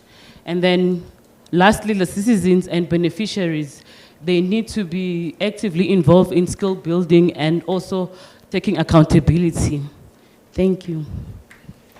Thank you so much, Banga. I'd like to call up Dr. Thapelo Mofokeng. Dr. Mofokeng is a postdoctoral fellow at the University of Witwatersrand and is actively involved in research and policy development within the Department of Science, Technology and Innovation. His work focuses on finding new and better ways to improve energy storage by exploring innovative solutions to address critical challenges in renewable energy, batteries, nanotechnology, and electrolysis. With numerous publications in high-impact journals, Thapelo has established himself as a promising researcher in his field. His work not only advances scientific knowledge, but also aligns with the national and global priorities for technological development. Thank you, Thapelo. All right, thank you, Kitumeti. I'm waiting for the presentation. Oh, this is the one. Can you hear me? Sorry. I'm not even sure this is my presentation. Good afternoon, colleagues. Like I was introduced, my name is Thapelo Mofokeng, and today I'm here to share my policy brief. So South Africa is known or regarded as one of the mineral powerhouses in the continent and globally.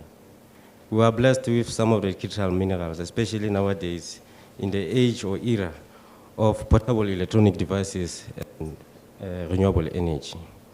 Yet, about 80% of our energy still comes from fossil fuel-based energy sources like coal.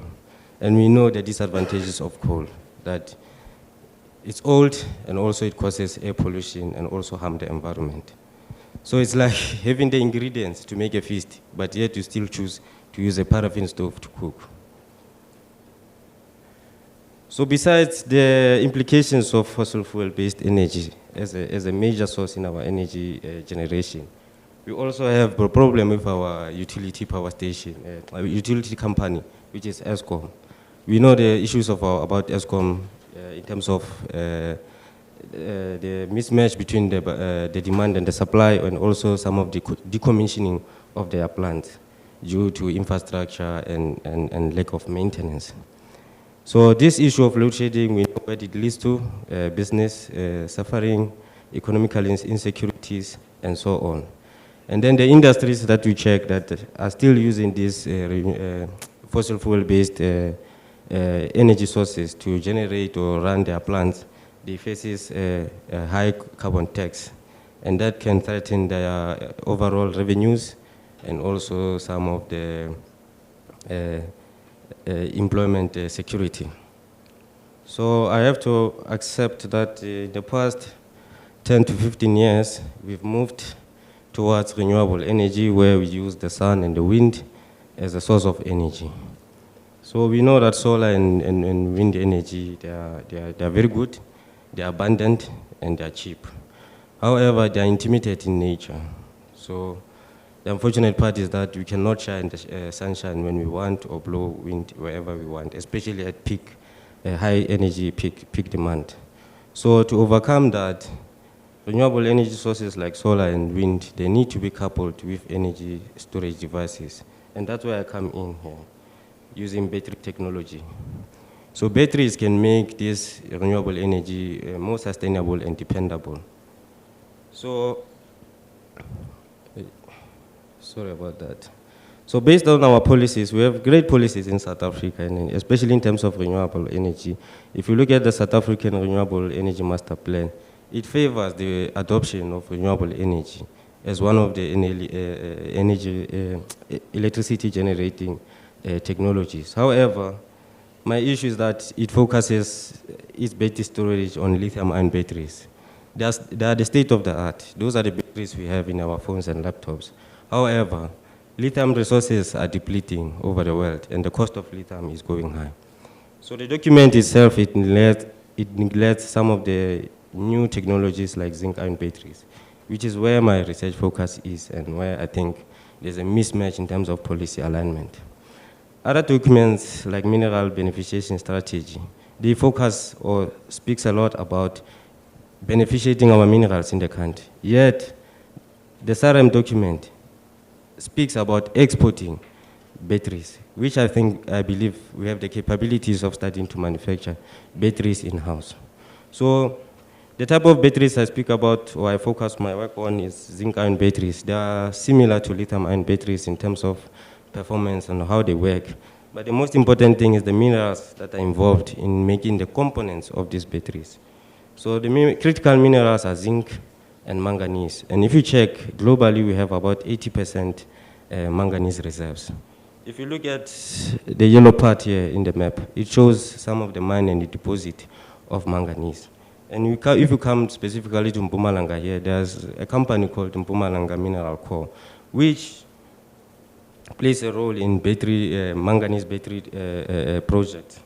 So if we can create batteries within house, manufacture, we will be able to create jobs and improve our economy instead of focusing on importing already made expensive batteries. This also speaks the same to national development, which calls for local manufacturing and creating jobs. So I think in terms of policy, these three documents are good, but there's a mismatch or misalignment. And if we can focus on our mineral beneficiation strategies, we can at least make them to speak the same thing. So what are my policy proposal solutions? SRM is a live document, so it can be amended every time. So I think policy decision makers, they need to amend the document and include technologies like zinc ion batteries as one of the top priorities. And then this will help in terms of speaking to mineral beneficiation, where we can beneficiate these natural resources that we have. And also government agencies and private sector, they have to start funding and piloting projects regarding aiming at zinc ion batteries. We have different government agencies like DSTI, DITC, and SANEDI, which focus on energy and energy storage related projects. So as evidence supporting this technology over others, you can see this table shows the performance comparison of different batteries, including lithium ones, sodium, lead acid, which we use in our cars, and some other types. So the most important thing about a battery is that it needs to be safe, cheap, and also recyclable. So if you speak to circular economy. And we see that compared to lithium ion batteries, which are below here, zinc ion is highly safe, it's highly recyclable. And in terms of other performance metrics, it matches the current state of the art, which are lithium ion batteries. And then in terms of cost of manufacturing or packaging, you can see that it's relatively low compared to these other types of batteries, including lithium ion based. And also all the components that make the battery, they are relatively cheap as compared to lithium ion batteries. This is because it uses abundant cheap materials, and that God blessed us in South Africa with. So we need to take advantage of them. So how do we go about implementing or trying to implement or help the government? I've designed a small roadmap here. So the first step, in a short term, 1 to 5 years, we can start by doing robust R&D to overcome some of the issues regarding zinc ion batteries. We can also start initiating pilot projects in high renewable energy regions like Northern Cape. And then on the medium term, department agencies like the DTIC can establish local manufacturing, and also research councils can provide the technical support needed to upscale this technology. In the long term, also government agencies and the private sector can start to integrate these batteries, because in terms of performance, they can work. They are comparable to the state-of-the-art lithium ion batteries, and they are very way cheaper than the lithium ion batteries. And also private sector can help build EV charging station, because I think that's where the future is going. Electric vehicles are inevitable, I guess. So in terms of my dissemination plan, this is how I plan to disseminate. My target audience, obviously, are policymakers, which are mostly government agencies and private sector, industry leaders, and energy researchers. Channels to go about it is through publications, presentation in policy forum like this ones, government white papers, academic conferences, and industry roundtables. So thank you. I would like to thank these following agencies, for the invite, the funding, and the opportunity to present this. Thank you very much. Thank you, Thapelo. I'd like to call up Dr. Puti Ngwepe, the last presenter for the day. Dr. Ngwepe is a semiconductor physicist who completed his studies at the University of Pretoria. He has lectured various first-year and honors physics modules at different universities. He's currently a postdoc at the DSTI in the Space and Science Technology Chief Directorate. He has published a number of papers in peer-reviewed journals and presented his work at various national and international conferences. He has been involved as a judge at the ESCOM Expo International Fair with a view of contributing towards the development of young learners in the field of science. Thank you, Puti. You have 5 minutes. Okay, thank you very much, Itu, for the introduction. Good afternoon, ladies and gentlemen. In the interest of time, I'll be very short and straight to the point. Okay, so yeah, so let me just again just thank the NRF and the HSRC for creating this platform for us to come and give or at least go through this program, as well as the DSTI, Department of Science, Technology, and Department of Science, Technology and Innovation for the opportunity, for hosting some of us there. Okay, so enabling Africa's inclusive and sustainable development. Okay, I think this is the theme of this conference, and so in order for us then to achieve this goal, we need to have the kind of supporting infrastructure and enabling tools for us to do that in the various fields that are relevant for us to have. So, okay, I don't think the slides are up yet, but so the, okay, so the, okay, so some of the fields which have been mentioned are fields relating to, for example, agriculture, climate change, safety and security, and so on. In order for us then to execute those, as I've said, we will need tools which we can use in order for us to make sure that those are ultimately achieved. And so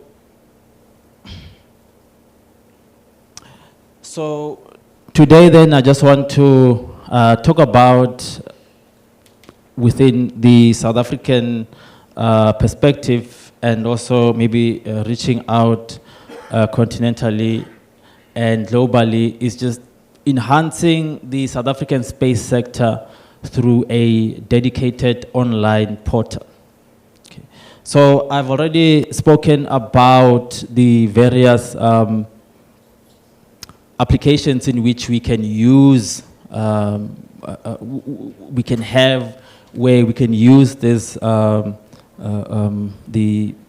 space industry, so we can use it in things like rural development and urban planning. We've already spoken about climate change, disaster monitoring and relief, and so on. And so then, having all of that, then we can just speak about a tool or a solution to do that, but we can just lay a foundation about how that can be achieved. So in South Africa, we have what is called the Space Affairs Act, and basically that regulates the space affairs in our country. And within that, we also have the National Space Policy. And the policy, the number of objectives, two of which would be to improve the coordination of various role players so that we minimize the duplication of resources, and also to create a coherent network which can be able to be used to streamline space sector applications. And also, one of the other objectives is to promote just the awareness of the space sector. And so I basically then want to just hop on those two objectives. So I've spoken about the Space Affairs Act. So the Department of Trade, Industry and Competition basically sets the regulation and policy in terms of the space sector, and the Department of Science, Technology and Innovation, DSTI, is the implementing department of this act. And so there are various role players that are involved in the space sector.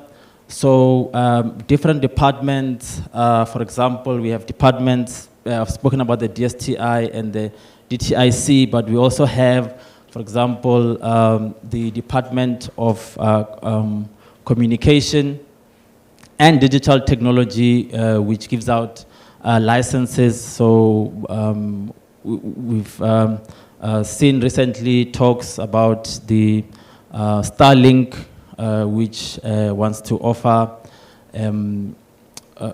communication within South Africa. So that is one place in which, one department that deals with space.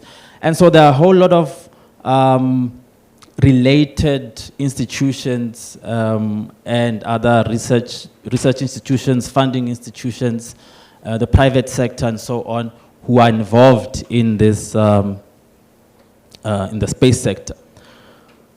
So what I'm proposing is that we can, we produce an online portal which basically would act to supplement this, the objectives of the Space Affairs Act. And so here we would have different stakeholders who are able to contribute to this portal, where we would have different resources which are put on the portal, things like events that we might have, also information regarding educational information, where people, the general public and learners and even scholars can engage on, as well as have things like real-time data and so on, which people would be able to access. So the idea would then be that in terms of having this portal, we would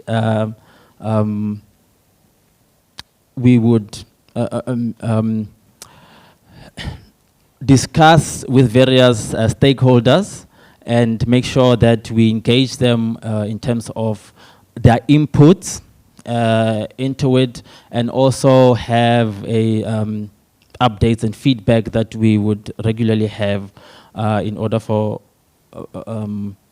us to keep afloat and abreast of what is actually happening within the sector. And so this would then, as I've said, the space portal would then be a place where there would be different linkages to all these different departments and stakeholders. And so, yeah, so that is what we were thinking about. So then in this case, the DSTI would be the lead department in this, where it would galvanize and just coordinate the different departments and stakeholders. And so we'd get different people and these stakeholders to contribute to this portal. Thank you very much for them. Thank you so much, Pruti. The floor is open for questions. We'll be starting this side. 3 questions. We're cognizant of time. Who's next?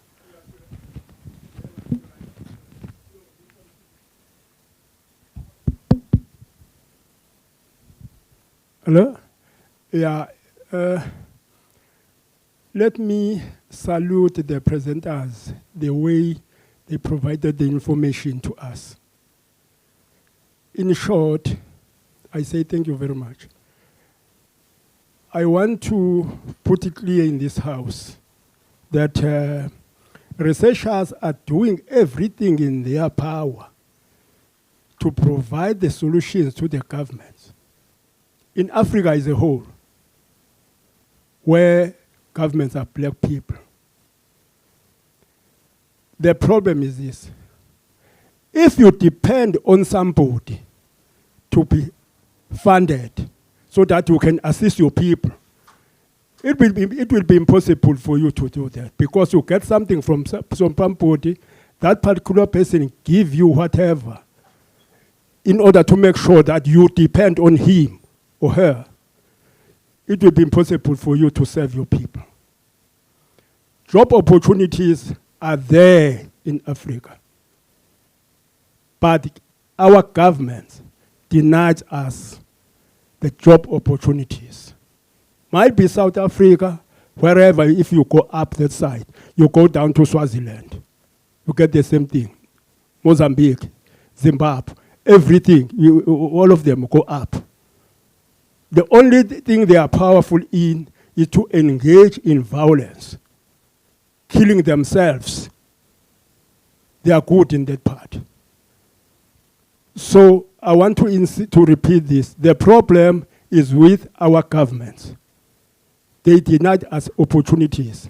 So researchers do everything in their power, but no one is prepared to listen to them.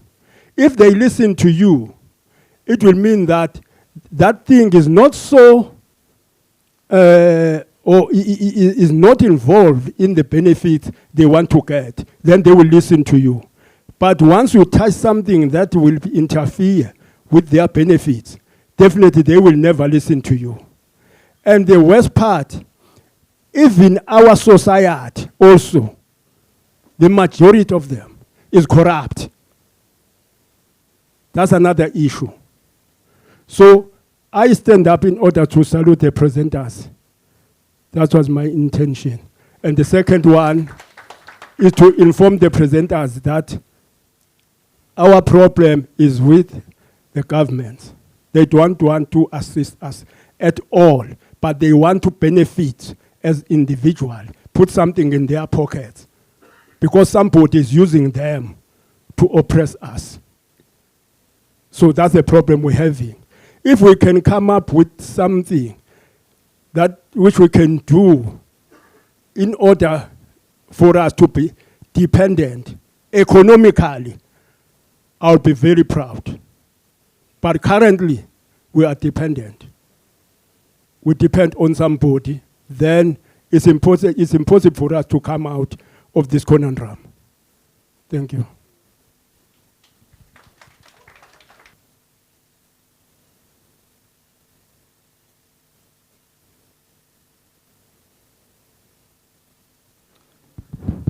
Okay, thank you very much. Most of the times, I do not feel comfortable if I start feeling like I'm out of place. So I'm only saying this because I'm not sure if I missed the memo.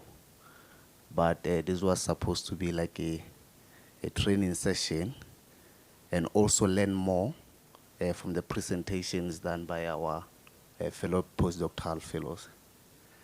So going to my comments, I just have comments, not questions to be exact. So I think I'll start first by referring back to the presentation that was done by Dr. Pauline in the morning. The way she presented the structure with the other prof, you know, there was a letter that was showing there how we can possibly write a policy review. The one with a lot of details and the one that was simplified. You know, I can still vividly recall the presentation that she gave, which of course I believe the purpose of this moment now, because if, you know, I was looking around since the past presenters, from the two, which were very complex, and the last three, they were coming down now, yeah. Even I think the one that was more, I could comprehend more, is the presentation by Dr. Tapel, you know. I was just noting them down and checking and looking around at my fellow young researchers here, the doctoral fellows to be exact, because, you know, most of the time you don't need to be out of place, yeah. We need to also to interact, because I want to believe this was supposed to be a training for us to be interactive with the communication from the presenters.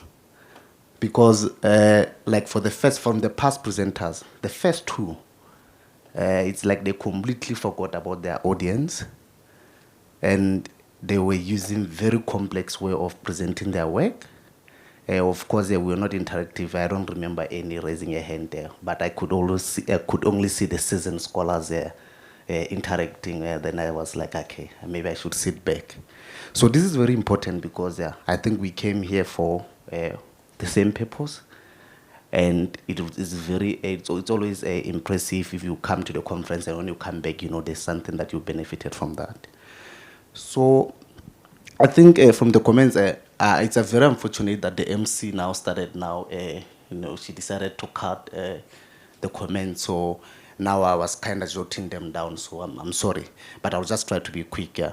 So I think, okay, I talked about the use of, so I think the major thing that from the past experience or exposure that I got between a scientific paper and a policy brief, of course, what I was jotting down here is that now I know from a scientific paper, I'll just note two differences that would also maybe as a takeaway for those people who presented before. Because from the general view now, from a scientific paper, which is of course is what we'll be mostly presenting on tomorrow, we know we can expect at least 10 pages of a scientific paper, but now when you come to the policy brief, now we expect 2 or maybe to 4 pages. Then when it's a presentation, it's even less. Because if I have now a paper of 10 pages or a paper of 20 pages, in the terms of presentation, it means I'll have few pages. So what I saw there's a presentation that I liked. I don't know whose presentation was us, but it kept popping up there as like a poster. So I don't recall well, but then it was very specific and very coherent and very concise. So I think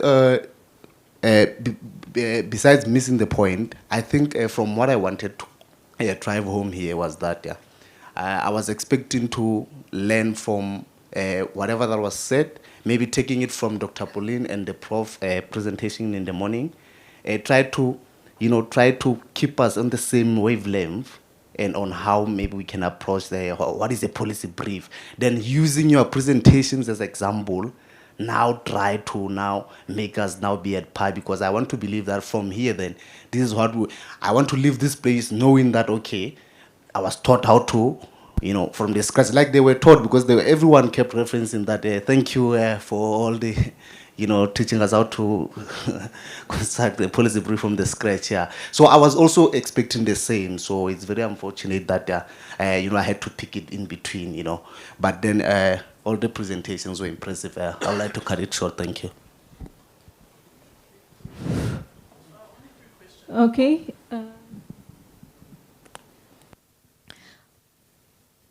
All right. My name is Selela Mwakalila from University of Dar es Salaam in Tanzania.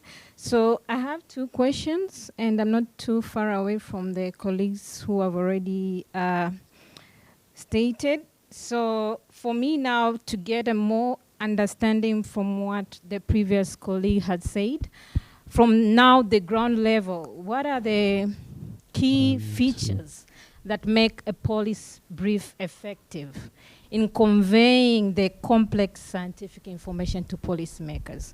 That's the first question. I want you to tell us what are the key features for to make a policy brief effective. But also another question, I think so, it is relating to, from the colleague that has asked on the previous session, given the diversity of political and social context, and he said that if you want maybe to collaborate with other countries, there are language barriers, so how do you address that?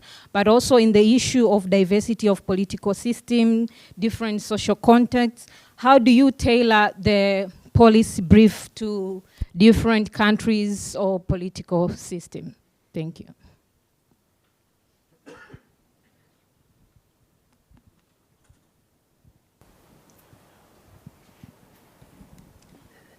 Thank you. I want to make one general comment, and I want to ride on to what that gentleman alluded to. You have obviously done very quality research, and there is rigor, and there's no doubt that what you have come up with is of relevance.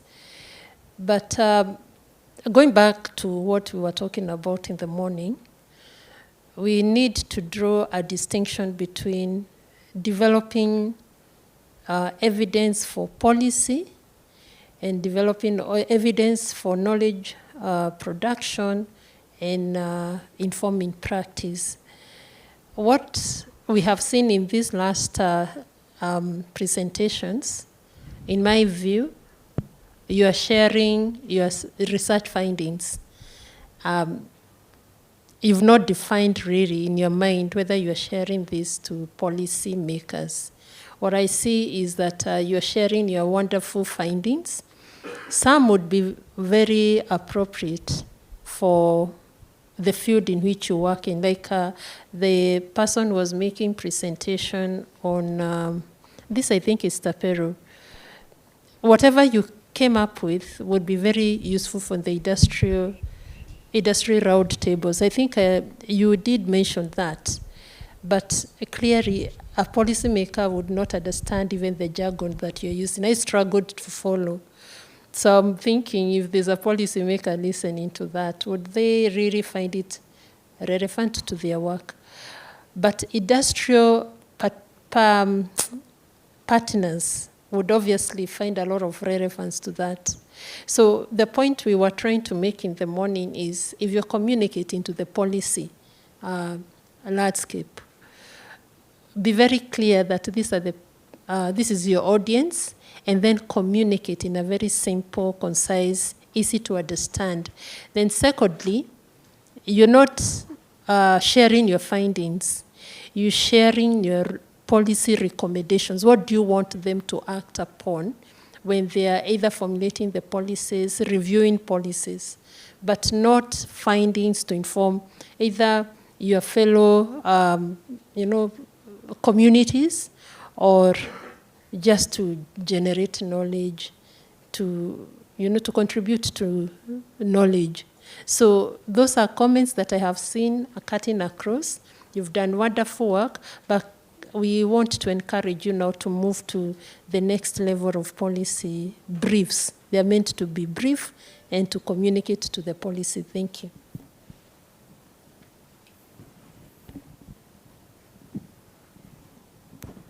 Can I add something? You want to add something? No, I did.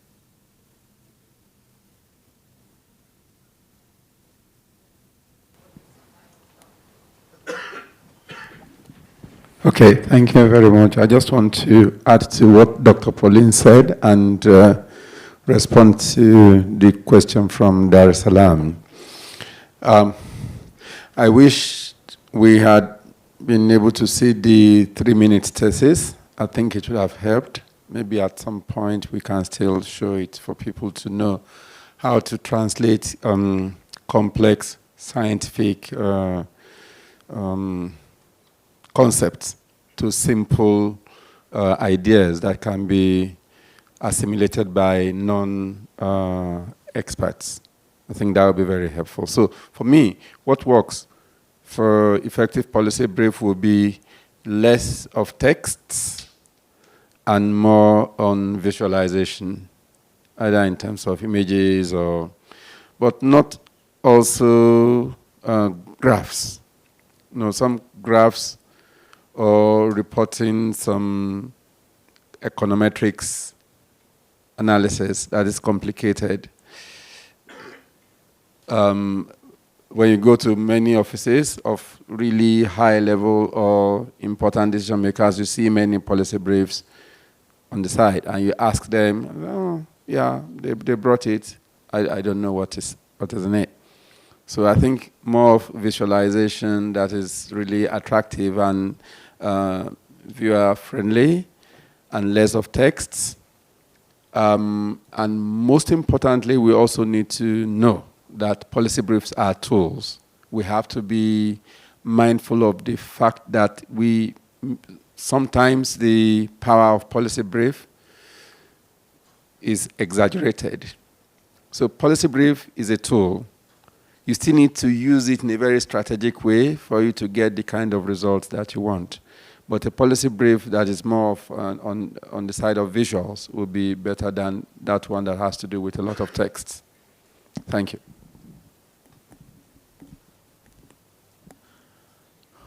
We have one online question.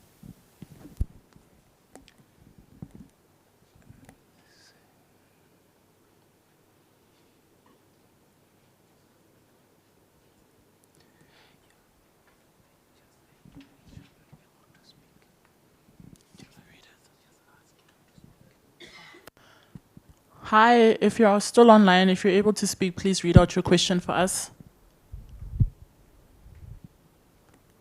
Mustafa, just unmute yourself.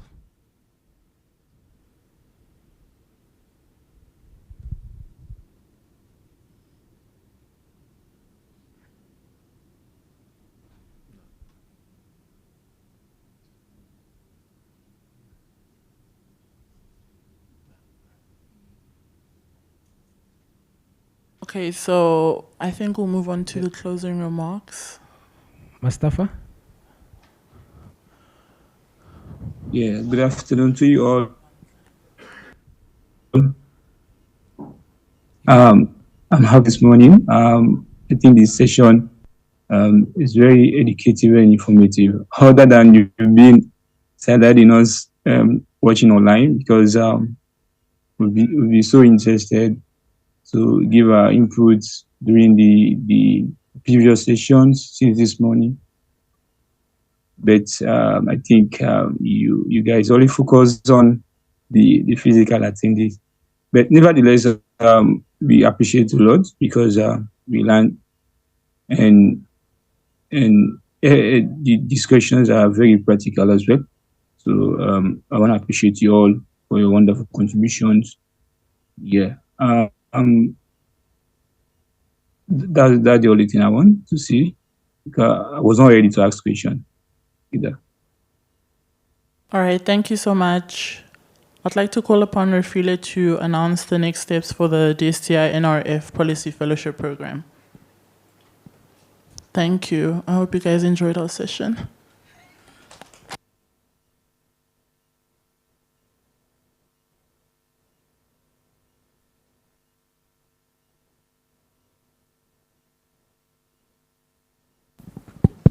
Hello? Okay. So, yeah, time is not on our side. And I see that there are so many questions and so many things to share. And I'm hoping in the next couple of days we'll be able to unpack some of the things that came out of this session.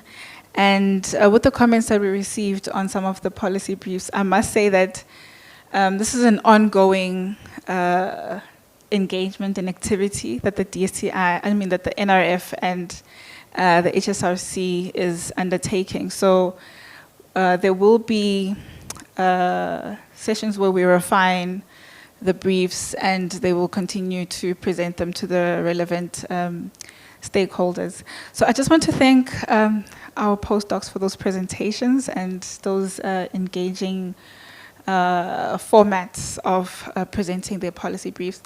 So from my side, just to quickly announce, or rather share, what we have planned for the next phase of the Policy Fellowship Program.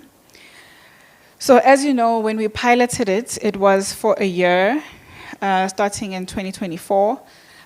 We had somewhat of a phased approach where we took in some of the postdocs. I think we started with 14 fellows, but now we're sitting at 23, placed at the DSTI, the DTIC, the NRF, and so forth.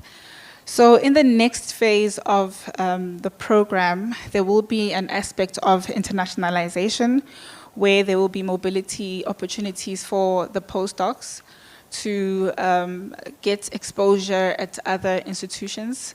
And I think we look forward to working with Dr. Pauline in PASCA, see how we can expose our fellows to these opportunities and capacitate them even further on policy-making processes and writing.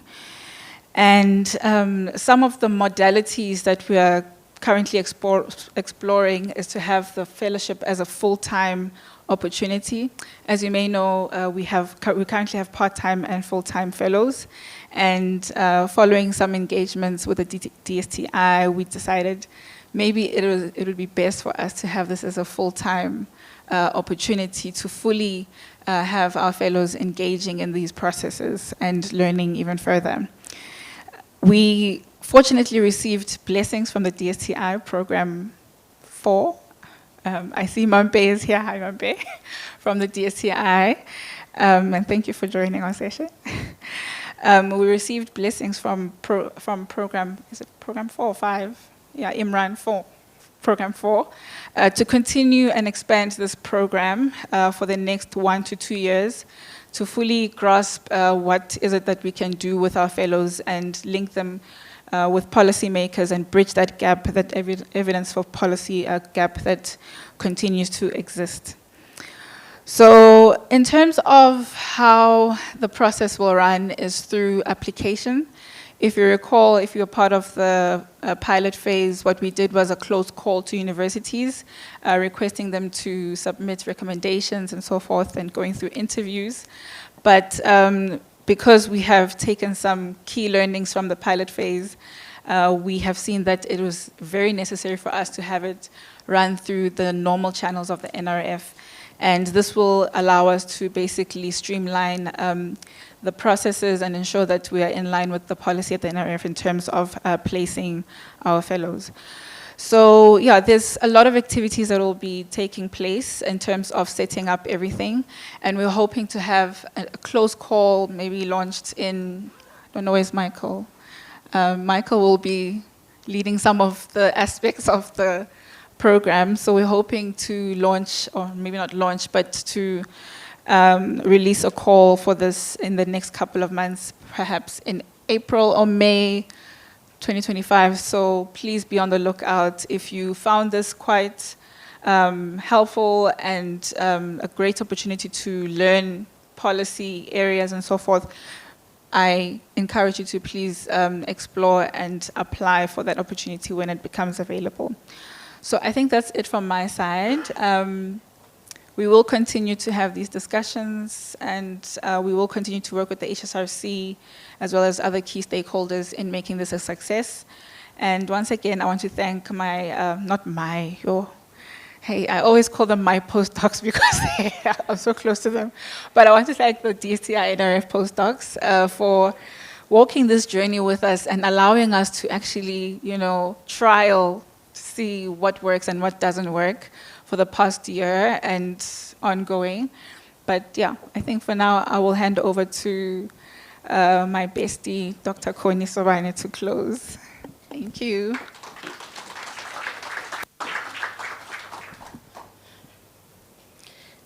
Thank you very much, colleagues. Our postdocs know me for always talking nonsense. Today, I'm not talking nonsense. I'm proud of you.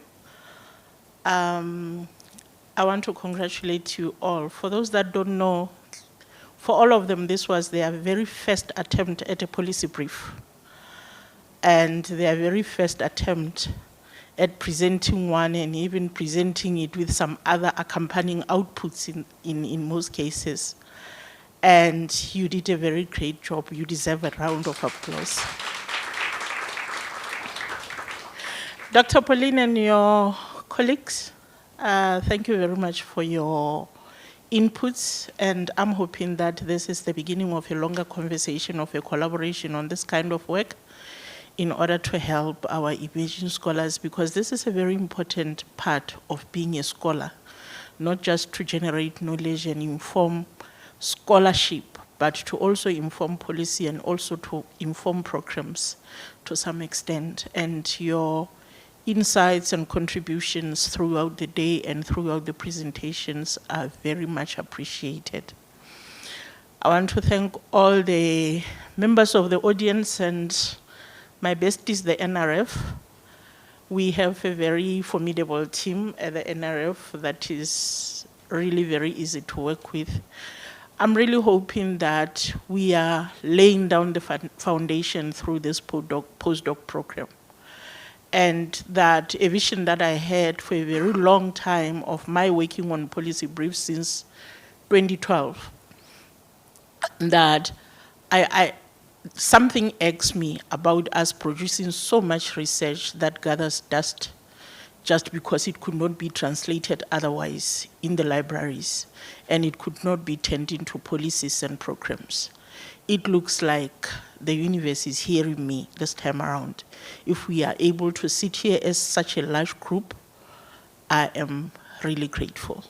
So thank you very much, colleagues. We really appreciate, and we're still open for engagement, although the session is closing throughout the course of the conference. When you see one of us and you have more inputs to make, you are very much allowed to do that. Thank you very much.